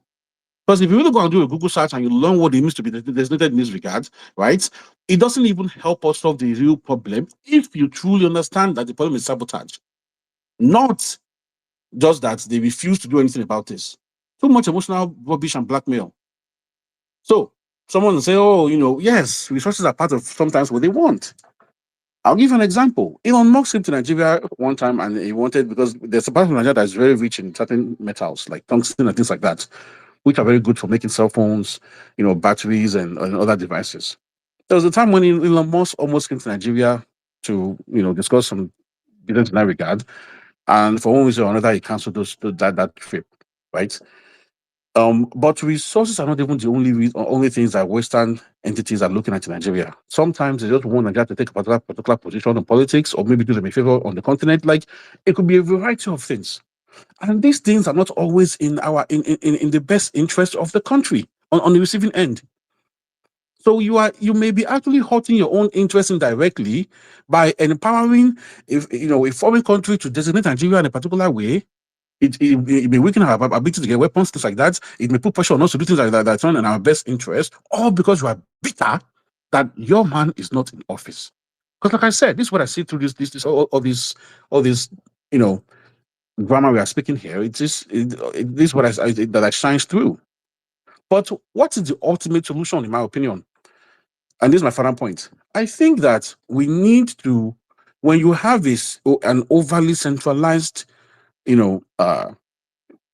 security system in Nigeria it is overly concerned. Most of our military installations, that of our weaponry and things like that, are in the north, which makes no sense. When you have 6 geopolitical zones, at the least you should have at least each zone should be fully fortified, right? When you have an overly centralized military system that is being sabotaged from the center, it only makes sense that you decentralized that system. And the only one, and President Tinubu has proposed that we should decentralize the police system in Nigeria, so that we can have state police, local police. We should have military installations heavily, equal to what's in the north across the 6 zones. When you do that, the sabotage, in my personal opinion, will reduce, because you're going to staff those command centers with indigents of that region. And unless they are stupid, they are going to do what's necessary to protect their home space. This is how a country that is serious needs to be restructured. Along, the ethno-linguistic regional lines, bring the powers down to the people themselves. Not put it all in the center so that whoever gets there can do whatever they want, and we're all held hostage. And then, because of the bitterness, you want the foreign power to put more pressure on your country to do things that may not even be in your favor. Are we thinking? So, look, I leave us with my own solution, which is decentralize the powers in the governance of Nigeria by restructuring it accordingly along ethno-linguistic regional lines, right? You will not see Igbo people fighting each other. In my personal opinion, Igbos are not going to, they may fight for that reason, but not religion. They won't Yorubas are not going to say, because we have Muslims and we have Christians, we're going to fight each other. You rarely see ethnic groups fighting within themselves over religion. The ethnicity will bind them in a way that, like fingers of a palm. It is people that are of different ethnic groups where religion can play a role in making them kill each other. And when you don't structure the country accordingly along ethno-linguistic regional lines to bring the powers local, regionalize the powers, you're going to have this kind of unchecked insecurity, no matter how many men we are losing on the front lines. The sabotage is from the center. You must decentralize. I yield. Thank you. All right, thank you very much, Mr. Ade, for your wonderful submission. You keep making this reference, people are bitter because their man is not in office. I disagree with you, and I'll tell you why I disagree with you. I mentioned this thing earlier on when we started this platform, this spaces, in the afternoon that we are in the morning. This whole thing started in 2020. As of 2020, Bola Ahmed Tinubu was not the president of Nigeria. I'm not sure why we don't follow this thing where it started. Do you think that this thing started overnight? Do we think that somebody just woke up in the morning and said, State Cruz, because Atiku Abubakar is not the president, please put Nigeria in the CPC. Because Peter Obi is not the president, put Nigeria in the... That's not what happened. And you keep making this reference because somebody is bitter. Bitter in what sense? In 2020, the Bishop of Makurdi, Bishop Wilfred, go and do a research on this. Started this thing. This has absolutely nothing to do with somebody being bitter. Somebody started this thing in 2020. This did not start today. Go and do a research on it, sir. This whole thing started. But Donald Trump was meant to put us in CPs. Unfortunately, he lost the election. Joe Biden came in and removed us again. So when we talk about people are being bitter, being bitter about what? Well, look, do you understand what I'm trying to say? The thing started again the moment Donald Trump came back. Bishop Wilfred did not stop for one day. Go and do a research on it. Next time you come on this platform, say to me, mindset, you don't know what you're talking about. Because I keep hearing people talking about, people are happy and all these things, it has to do with it. It didn't start today. It has nothing to do with somebody being bitter. It is the lack of Bola Ahmed Tinubu and his spokesperson and the people around him. They are the ones that makes this whole thing up. There are ways to handle this thing. So let's not blame it on people being bitter. Absolutely nothing to do with those individuals. Absolutely nothing to do with those individuals. Let's not push it and start blaming somebody by the government that messed this whole thing up.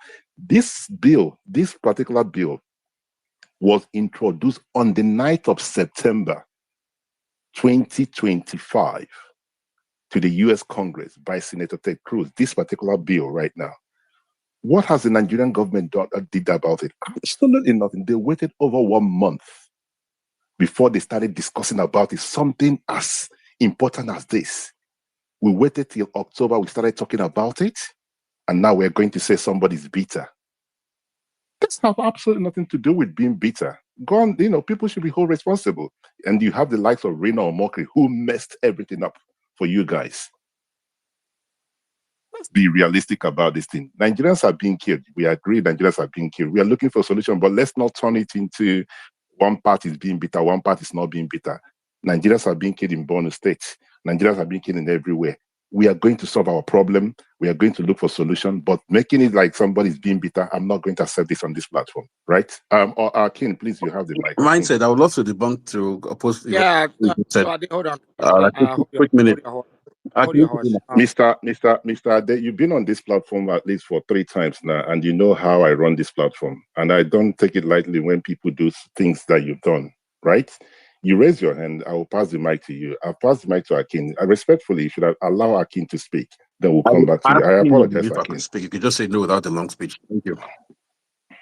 All right. So, listening to Mr. Ade for about 15 minutes, let me admit that my blood pressure went through the roof. It took a lot to stomach a lot of his comments, but I'll try to respond in a very civil manner, as I love to promote on this space. As a Nigerian, as one that believes that people should be afforded the right to live in peace, enjoy, and look forward to uh, raising the next generation, and depart the earth at whatever point God deems it feasible, whether they've fulfilled their works or not. It's unfair that my fellow Nigerian like Ade would diminish the value of a human life. As we speak, there's a young 4-year-old child, an 8-year-old girl, a 20-year-old pregnant woman, a grandmother that's 75, a grandfather that's 87, cannot defend themselves, does not have, any kind of military training, ammunition to fight off danger, and is simply looking at the dark, cold air, or hoping that some crazy animals, evil elements will not emerge from the darkness and snuff life out of them. You will be very, very dishonest to admit that, lives being lost, whether they are Muslim, Christian, atheist, Ifa, Shango worshippers, is not something we should tolerate. I want to admit a personal guilt here because I would say this: the whole time I've always looked at it like, well, there's genocide, but maybe perhaps it's based off of intra-communal, clashes. Perhaps it's based off of interest in mineral resources across communities where there's illegal mining. Perhaps it's unresolved historical intra-ethnic group conflict. But then I just had to sit back and say, you know what, maybe it takes a moment of reckoning. I'll say this: a lot of elites, a lot of Nigerians that are well educated, well traveled, live in urban centers, we have become desensitized when it comes to the value of human lives in non-metro areas, or let me call it underserved communities across Nigeria. As long as it's in the hinterlands, it's in a community that only an SUV 4x4 can get through, places where there's no electricity, it's like we don't care. When it happens in our local metropolis or rural township, then the hair on our back raises up and we start showing concern because then we realize it could be our young cousin, it could be our daughter, it could be our son. And I think again we need to probably become a lot more in tune with our reality, regardless of how far these what I call very I don't know what word to use, but this evil is being perpetrated. Regardless of how far it is, we need to come closer to the victims, to the communities at risk, and say, how do we stand for these people? Yes, indeed. When Zambisa Forest was being attacked, Damboa, many communities in the north, whether they are Muslims or Christians, a lot of people were concerned. And I think we need that energy to come back because we cannot stand idle and watch people like Ade again.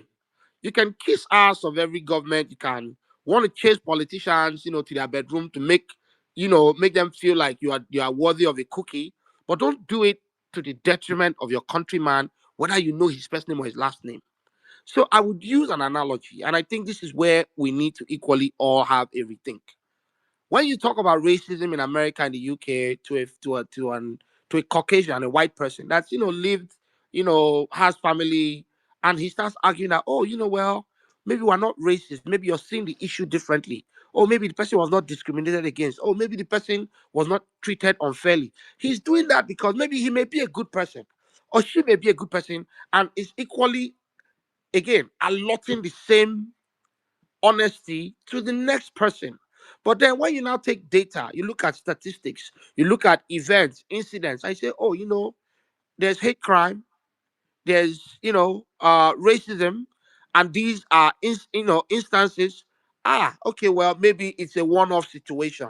But then when it's become institutionalized, like what you're seeing with the killings of Christians in the north, we ought to say something. Don't tell me, oh, black people get killed every day in America because black people are killing people. Of course people kill people, but when it's an institution, or it's institution backed, or an institution turns a blind eye, you now have to show concern and say, you know what, how do we use institutions and the tools at our disposal to stop these things? It doesn't have to take Donald Trump, who I don't like, to issue a comment, or Ted Cruz, who I cannot stand, to start talking about my own country that I love, and he's showing more concern for my countrymen. But I want to come on a space and say, oh, because people don't like this president, is why they're making this issue over bloated or pronounced. Please, you have to be sick in the head to assume that kind of position. So again, I will say this: as complex as the issue may be, we ought to be very, very, very, very realistic and say, you know what? It's beyond intracommunal clash. Terrorists coming across the Sahel, call them bandits, call them whatever, we rebrand these people every 3, 4 days. We see them ride Okadas in their hundreds into meetings with government officials. Listen, every time they show up for meeting on Okada, 300, 400 machine guns, you wipe every fucking one of them off the surface of the earth. I'm saying this because again, it is painful when you see a lot of the amnesty in the Niger Delta, and you look at how the issues of insecurity was quelled. You can have a lot of beef with it, but it comes out, okay, you know what? Perhaps maybe there was grief that the government had to resolve by, again, looking at what you call allocation or derivation. But then you don't look at terrorists in a part of the country and you say you want to give them cookie and Coca-Cola and appease them Sorry, to not have we kill. lost Mr. Akin? I can't hear him. Can anyone hear him? Yes, we can hear him. I can hear him clearly, mindset. We can hear him. We can hear him. Yeah, so okay, mindset. I hope I'm audible, but maybe it's your connection. But I don't want to hold the mic too long. But I just got very triggered hearing Ade speak because again, I have Muslims in my family, I have Christians in my family. I'm not going to pick one over the other and say, oh, one person's pathway to heaven is more crisp than the other.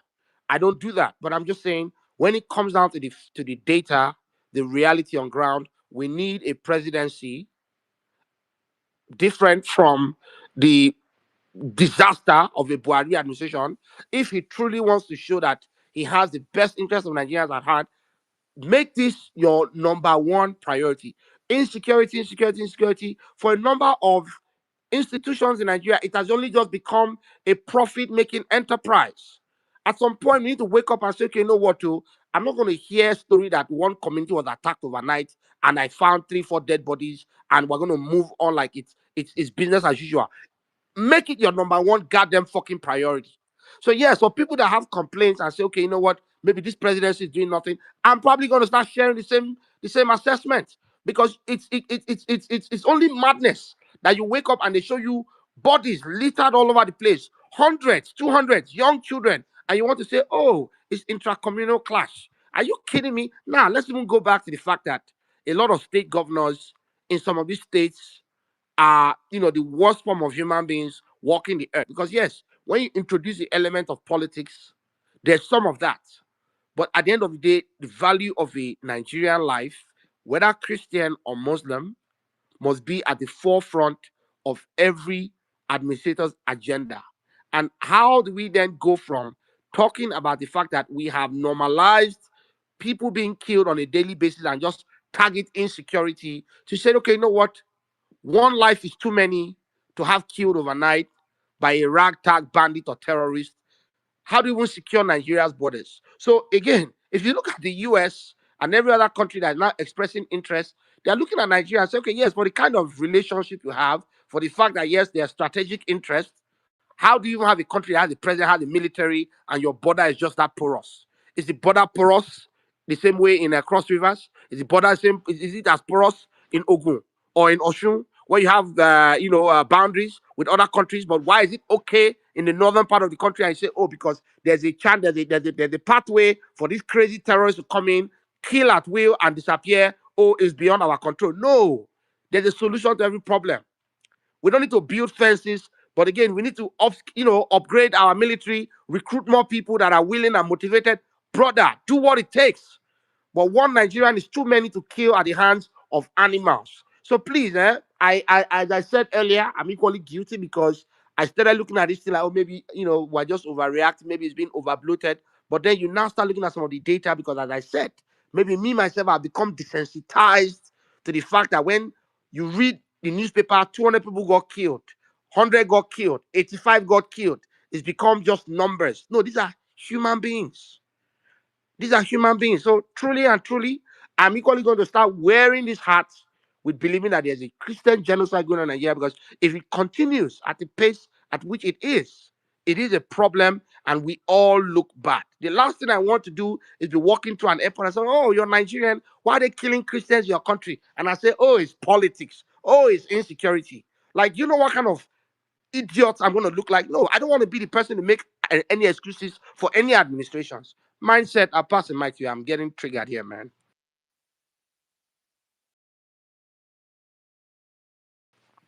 Big Sam, I don't know if Mindset can hear me, but you have the mic. Mindset, can you? Akin is done. Can you hear him? Yeah, can I you think hear me? Mindset is having network issue. Can you guys hear me? Yes, I can hear Yes, you, we Mindset. can. Okay, you can hear me now, right? Hello? Yes, we can hear you. Yes, we Oh, can hear sorry, you. guy. Sorry. I was. I must be honest. I was feeling sleepy, and I touched my headphone and it kicked me off. So guys, so we're gonna try. Thank you very much, Akin, for your wonderful submission. It's hard talk, and we gotta talk. We gotta tell ourselves the truth. That's the thing. It's a very sensitive topic, but it takes somebody who believe in this country to come out on this platform to speak their truths. And I must commend everybody. Listen, we are not going to gaslight ourselves. We are looking for solutions. Nigeria being designated country of a particular concern is not a great thing for us. Nobody should say, okay, it's a good thing for us. It's not a great thing, but we are looking for solution. In that looking for solution, we are not going to continue to lie about what the problem is. So I must commend everyone who has spoken this morning. Ari, while you raise your hand quickly before I pass the mic to Budget, he's been here since morning. Yes, Master, for the purpose of record, I wanted addressing what one of the speakers said regarding the statistics of the people that were killed. According to the United Nations Development, the number of people who have lost their life to this terrorist organization from 2009 to 2001, I think, or two, somewhere within that range. It's about, they documented as over 300,000 Muslims and about 52,000 Christians. So I just wanted clarifying that for the purpose of record, myself. Thank you. All right, thank you very much. So I'm not sure if it's Noni or Budget. Noni, you raise your hand, and gosh, what do I do right now? Budget, can we allow Noni to speak? Then we'll come back to you, sir. Is that okay? Or should we? Is that okay, Budget? Let him go. I'm very patient. Oh, thank you very much, sir. Thank you for allowing him to. Noni, you have the mic. Good morning. Good morning, Mr. Mike, and thank you for allowing me. I will start by saying this. Let's remember that Donald Trump have spoken to late Buhari face to face and asked him why he's killing Christians in Nigeria. That was years back. The truth about this whole thing is this: whether Christian or Muslim, life means nothing in this country again. Because there are those days that you hear that people are killed in so and so place, and the presidency will shut down whatever they are doing or wherever they are going to that day and head down to that place to console those people. But for a very long time in this country, you will hear thousands killed here, hundreds killed here, and the presidency will just be doing whatever they like. They will just enter their private jet and go to somewhere else and go and start. The next thing you will see on the television, people will come out to start saying nonsense. The truth about it is this: anybody who comes out to defend this whole thing is a terrorist enabler or a terrorist sponsor. Let's not be that person who, be that person a bishop, be that person a sultan, be that person who, I don't care. What you are is a terrorist enabler. You cannot tell me that people are dying in this country every day and all we come out to say is communal clash or which community is doing that? Who are those people? If there are communal clash, you will hear maybe the Jaws and the Shekris are fighting, and it's happening everywhere. Go to Kwara, go to Kogi, go to Edo, down to Imo State, down to Abuja, and the same people are doing this. And you are telling me it's not a okay. Let's even cast our mind back. Is it not somebody, a governor that came to the national TV and tell you that they are bringing in their Fulani brothers from all over the world to come to Nigeria to stay? And those people are still walking the street free. And you are telling us that this is the truth is, I well, it's just the US designating Nigeria as a country of particular this thing is just is not. I think that should be the first step. If they need to come into this country and even take over our resources and get all these people eliminated, I don't care, because those resources you are talking about, you are even protecting. Are you even enjoying anything from it? Is it not individuals that are just milking the whole thing dry? Mindset. Let's tell ourselves the truth in this country. Christians are being murdered every day. You bring in that the Muslims are being murdered. Yes, this is a systematic way of going after your any plan people are going, because you can just send out your militias and they will kill 100 Christians and maybe kill 5 Muslims, and so that you will now say that Muslims are killed. Yes, in every war there will be casualties, any which way, and that is the way it is, and that is the way we see it. All these, all the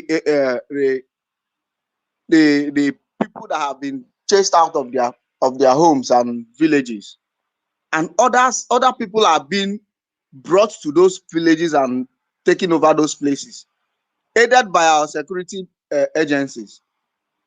And you people are telling us that it's not a genocide. Well, I don't want to say much, but the truth is this: let's tell ourselves the truth.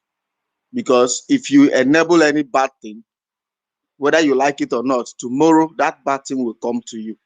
Because we have seen so many people come out to the television to tell us that security issues have been taken care of, and after that, in the next day or the next 2 days, they are being kidnapped somewhere else. And I think maybe when they come out from those kidnapped, then their whole mindset or their whole thinking will change.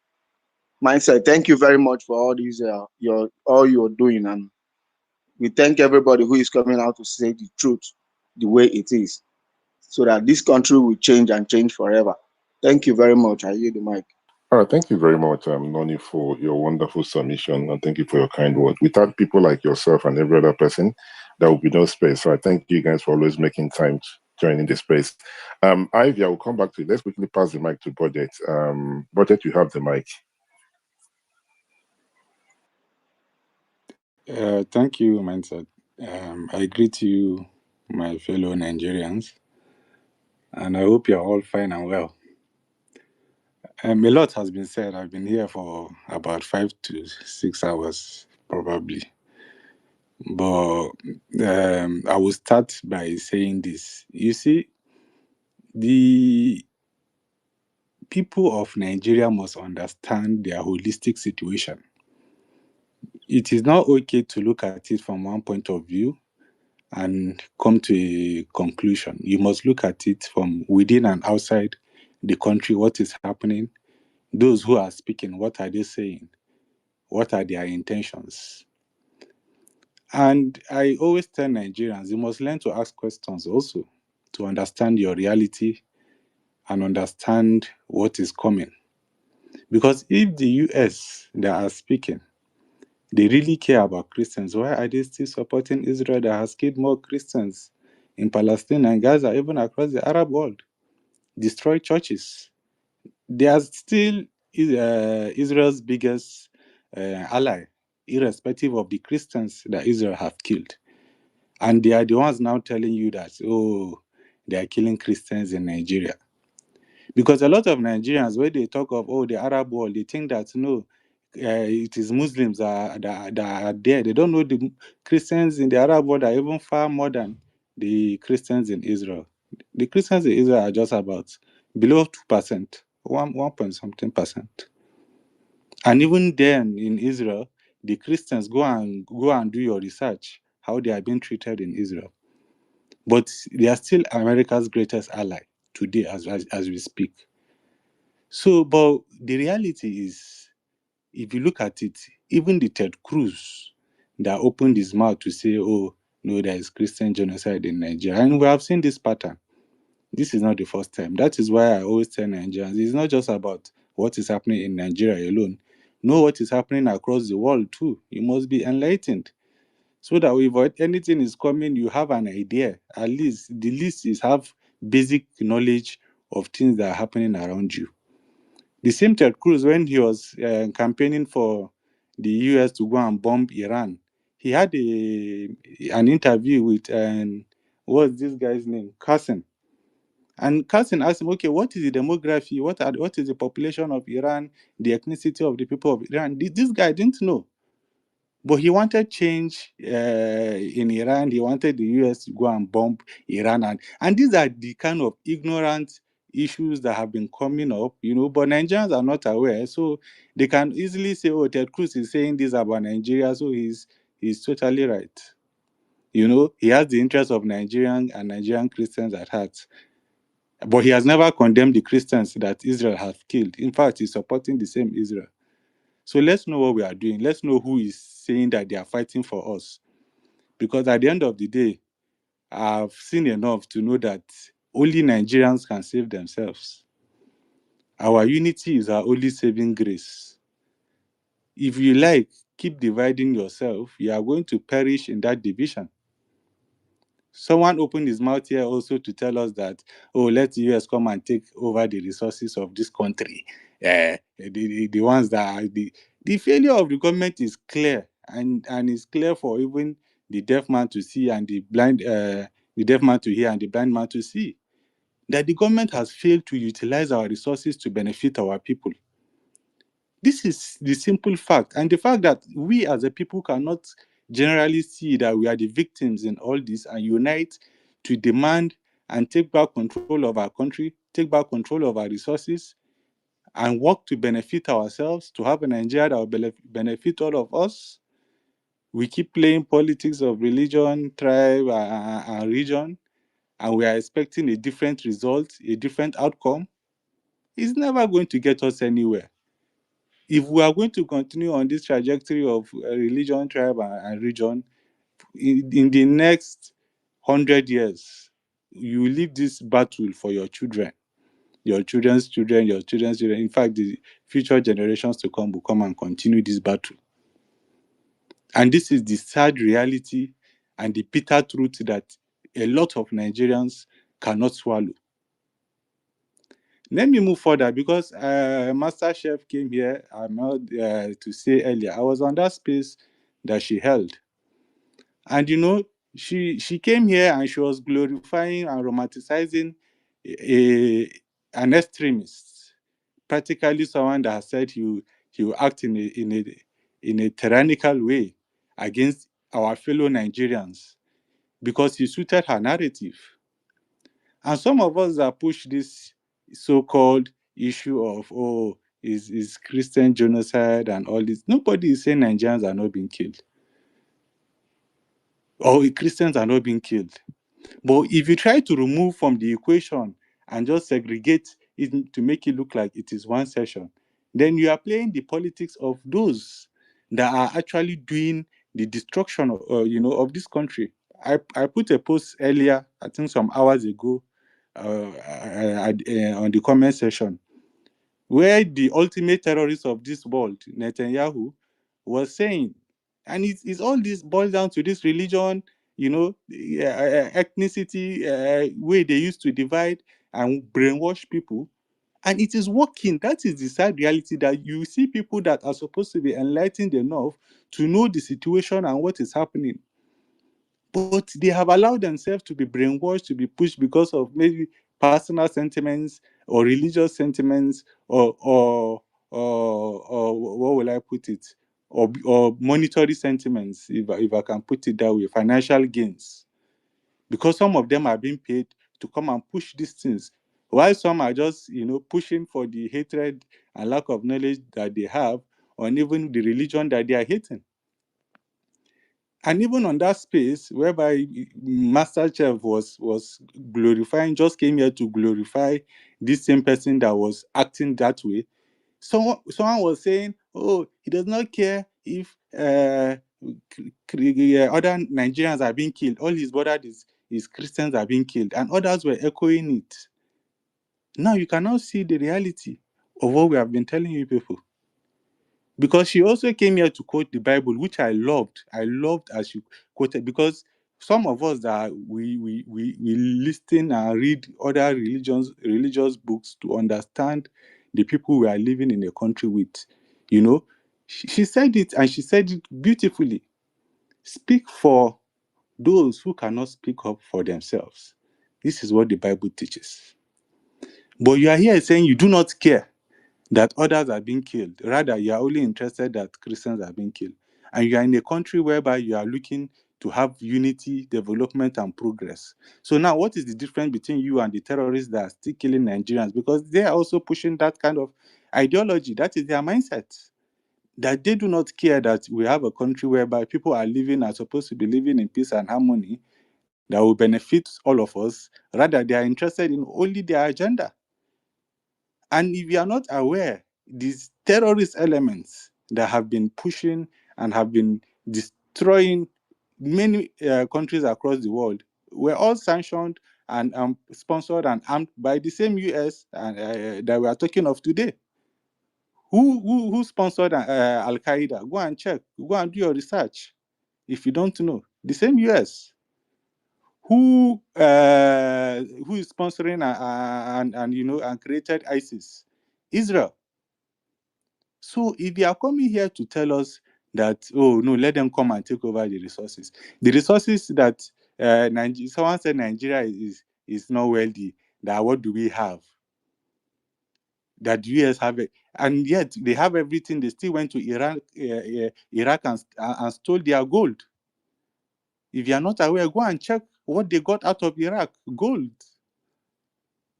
Here in Nigeria, we have gold. Nobody, even the president, cannot tell you the amount of gold or the valuation of Nigeria's gold today. We don't even have any reserve of our own gold. Yet Nigeria's gold is being sold across the world. But they have conditioned the mind of Nigerians to think that, oh, no, it is only oil we have. Oh, okay, we don't have this thing, we are poor. And some gullible Nigerians will come and keep repeating such nonsense. Forgive my English. So you see, we must understand. And you see, another thing I have to speak on, because I can't remember the last person that spoke of the sabotage in the army and all that. And you see, the reality is the Nigerian government has failed. And not just that they have failed, they have intentionally refused to give Nigeria a proactive security structure. The security structure we have now is arguably even reactive. Because even when you say your security structure is reactive, it means that when they come and after the attack or they're attacking and all that, then you have a response structure that will come and deal with those people that are attacking and terrorizing your people. But we don't have that.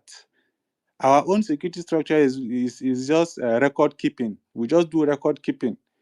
People come and get killed. In fact, some places don't even have records. A lot of places across Nigeria, people are being killed, and nobody is taking the records of those people that are being killed. And finally, you see, as of December 2024, MBS, which was Nigeria's, let's say, statistics, number one statistic place you go for record, it brought out a report. 614,937 Nigerians were killed. 2.2 million Nigerians were adopted. This was a report by the MBS. Just a few, days later, this place was the website was shut down. In fact, even as last time I checked it, they have stopped releasing records of insecurity on that MBS platform. And for the past how many years, decades, we have been fighting the government. We have been demanding that the government does the right thing, give us a security structure where there will be accountability and transparency, which is why we worked on the budget security structure to give Nigeria that accountability and transparency. So we are not interested of, okay, pushing more narrative to divide our people. Nigerians are being killed is what is most important. And for us to get out of this mess, we as Nigerians must unite to fight the current system that is keeping us in the way we are. Using our resources to steal and move around. If the US want to actually help Nigeria, they should go and sanction all the politicians. Don't go to any other country. Don't go for medical tourism. That is where it hurts. But if you are going to sanction the country to affect even you and the Christians, the innocent Christians, that's what I'm telling you. If you can't understand that we are all victims, and you are bringing another country to come and help victimize your own people again, and even the Christians that you are saying you are fighting for, and then you are actually not aware of the situation you find yourself. And I must say this, I come from the Middle Belt finally, and Niger State to be precise. I've lived in a society where Muslims, Christians, different tribes, in fact, we have over 20 tribes living in Niger. The Igbo's population in Niger is almost about 19% of the population. But you see, we have never had all these religious disputes. And I've seen the system that works. I've seen my people live in harmony, different tribes and religion living in harmony. The only problem we are having now that even came up is these terrorists that the government is calling bandits that are killing people, taking lands, and it's all resources based. Most of the places across the country, if you know that people are being killed, it's all about resources. How they can steal our resources keeps keeping Nigerians in abject multidimensional poverty. But our people cannot still see through that mess. I hope we get to understand that only together can we solve our problems, can we save ourselves. And we as a people, if you have outsourced your thinking, you have outsourced your power as a citizen of the Federal Republic of Nigeria to fight for what you deserve, to fight for your country. You want to outsource it to other countries to come and put boots on ground in your country to save you. Then you have actually not been following and understanding what is happening across the world and the damage it's going to do to you, even you as yourself and your family and the next generations to come. Thank you. All right, thank you. Thank you very much, sir, for your wonderful submission. One of the things I would want to tell everybody on this platform, please, when we started the space and I tell you guys, let's be very mindful of time, right? At least it's very fair for you guys, at least, if there's something one can do for me, you respect that little thing that I ask of you. I raise my hand and you keep going on and keep going on, keep going. It is not fair. It is not fair. It's 8 minutes past 3 in the morning. Okay? If we have enough time, one can continue. But I raised my hand, but then nobody wants to stop. Unfortunately, other persons on this platform, I'm not sure I'm going to allow every other person to speak. I think we probably need to continue tomorrow. But please, for those who will join these spaces, the way it works here, when I raise my hand, it means you should round up. Please. Ivy, please go ahead for a minute. So let it not be that I didn't allow you to speak. Yeah, thank you very much. So I would just go straight to the point. So I appreciate what everybody has said about the topic. I was pushing towards speaking about the situation, what has happened. And one of the first questions every right-thinking person would ask is, what are the implications? I would not be dwelling so much on the implication to Nigeria at large, word for word. It's all out there on the internet. And Senator Ted Cruz also posted the next step. The post he made actually explains what the next step is going to be. It is expected that when the president makes that pronouncement, within 80 and 90 days, they are supposed to take some steps. The Secretary of State makes the pronouncement. Congress has already signed it. Then the sanctions would roll in, but it's not just rolling out sanctions that the focus is about. So there are committees that are set up, to take further the step for monitoring. Now, for those who care to know, this process is not something they just take in 2 days. It starts like yesterday, and like the information was going around that because Shetima said something about Israel and Palestine. No, it doesn't work like that. There is a timetable when the committee for RFHI, when they meet annually, and they take report. IRFA, they meet annually, and they have sittings and hearings. There's one that happens in March, and another one happens in May. Now, the one that happens in November is when they have passed the Senate aspect. Even when they want to remove it, it's still going to pass through the same process. So they won't just wake up tomorrow and just remove it. It has a timetable. So if you want to put a country on the list, you start from now of 2025. You go through all the hearing processes, the one in May, the one in March, and then it goes to the Senate. After the Senate, then it is approved. End of October and beginning of November, the pronouncement is made. Then towards June, April of the next year, the actions will begin to manifest. What other implications are there? Of course, we all know the sanctions will be there, scrutiny, you have to be reporting, the monitoring is going to increase. Let's not forget that some of these people who took these steps, I'll just mention 3 things that will help your understanding. Some of these people who did these things in the US, they've been coming to Nigeria since 2012 on this same topic.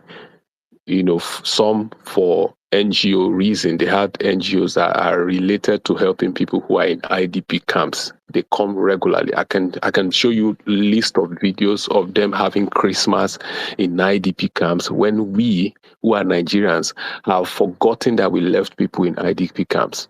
So when people are saying, you've never stepped your foot in Nigeria, I just laugh. Riley and what's his name again? Anyway, let me skip their name. He showed a video. I'll post the video on the Jumbo Trail. He posted a video of his visit to Nigeria in 2024. He's one of the lawyers. So he's been fighting for religious freedom and all that. So he's been part of that committee. He was in Nigeria to see things for himself in 2024. He made videos. Other members of those committees made videos. Then Bishop Onaga went from Nigeria also. Interestingly, most of the senators in the US happen to be Catholic. And apart from the fact that the new Pope is an American, you know, he grew up in America, they have cried to the government, they cried to Americans. It's only easy or possible for them to complain to people who go to the same church with them. So if you want to think, maybe they have a religious, no, they don't care about party. That's the interesting thing that I noticed. They don't care about party in the US on this matter. Those who are from Republican and Democrats, those who were called that are Catholics, they stepped and decided that they would do everything it takes to make sure that the government starts to sit up. So in the impact is going to take, I've seen your hand, I'll try and round up. The impact is going to take against our politicians is that there will be more scrutiny. Now, implication is that when Nigeria is placed on the CPC, judges, military personnel, individuals that are accused of complicity, e.g., failing to prosecute attackers or protect those who are victims, they are going to face personal risk under tools like the Global Magnitsky Human Rights Accountability Act. Please take note of this, the GMHRA. It is not new, but it has been applied to this CPC process. The 2025 Accountability Act specifically calls for sanctioning political leaders and officials who are complicit. That is why the politicians are agitated.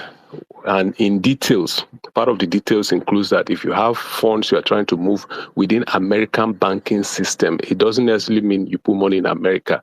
If you're using any of their, is it SWIFT or whatever, to move money from one American ally company to another American ally company, I'm sorry, you might lose those funds. You might have your properties confiscated in some of those places. So they are putting pressure on the other people. There are many countries that have been on CPC lists that have not been invaded. There about more than 20. You know, there are times they get in and they get out. Now, what's the way this Nigeria can be delisted? Number one, we need to take action. They'll be recording the action, prosecute perpetrators of religious violence.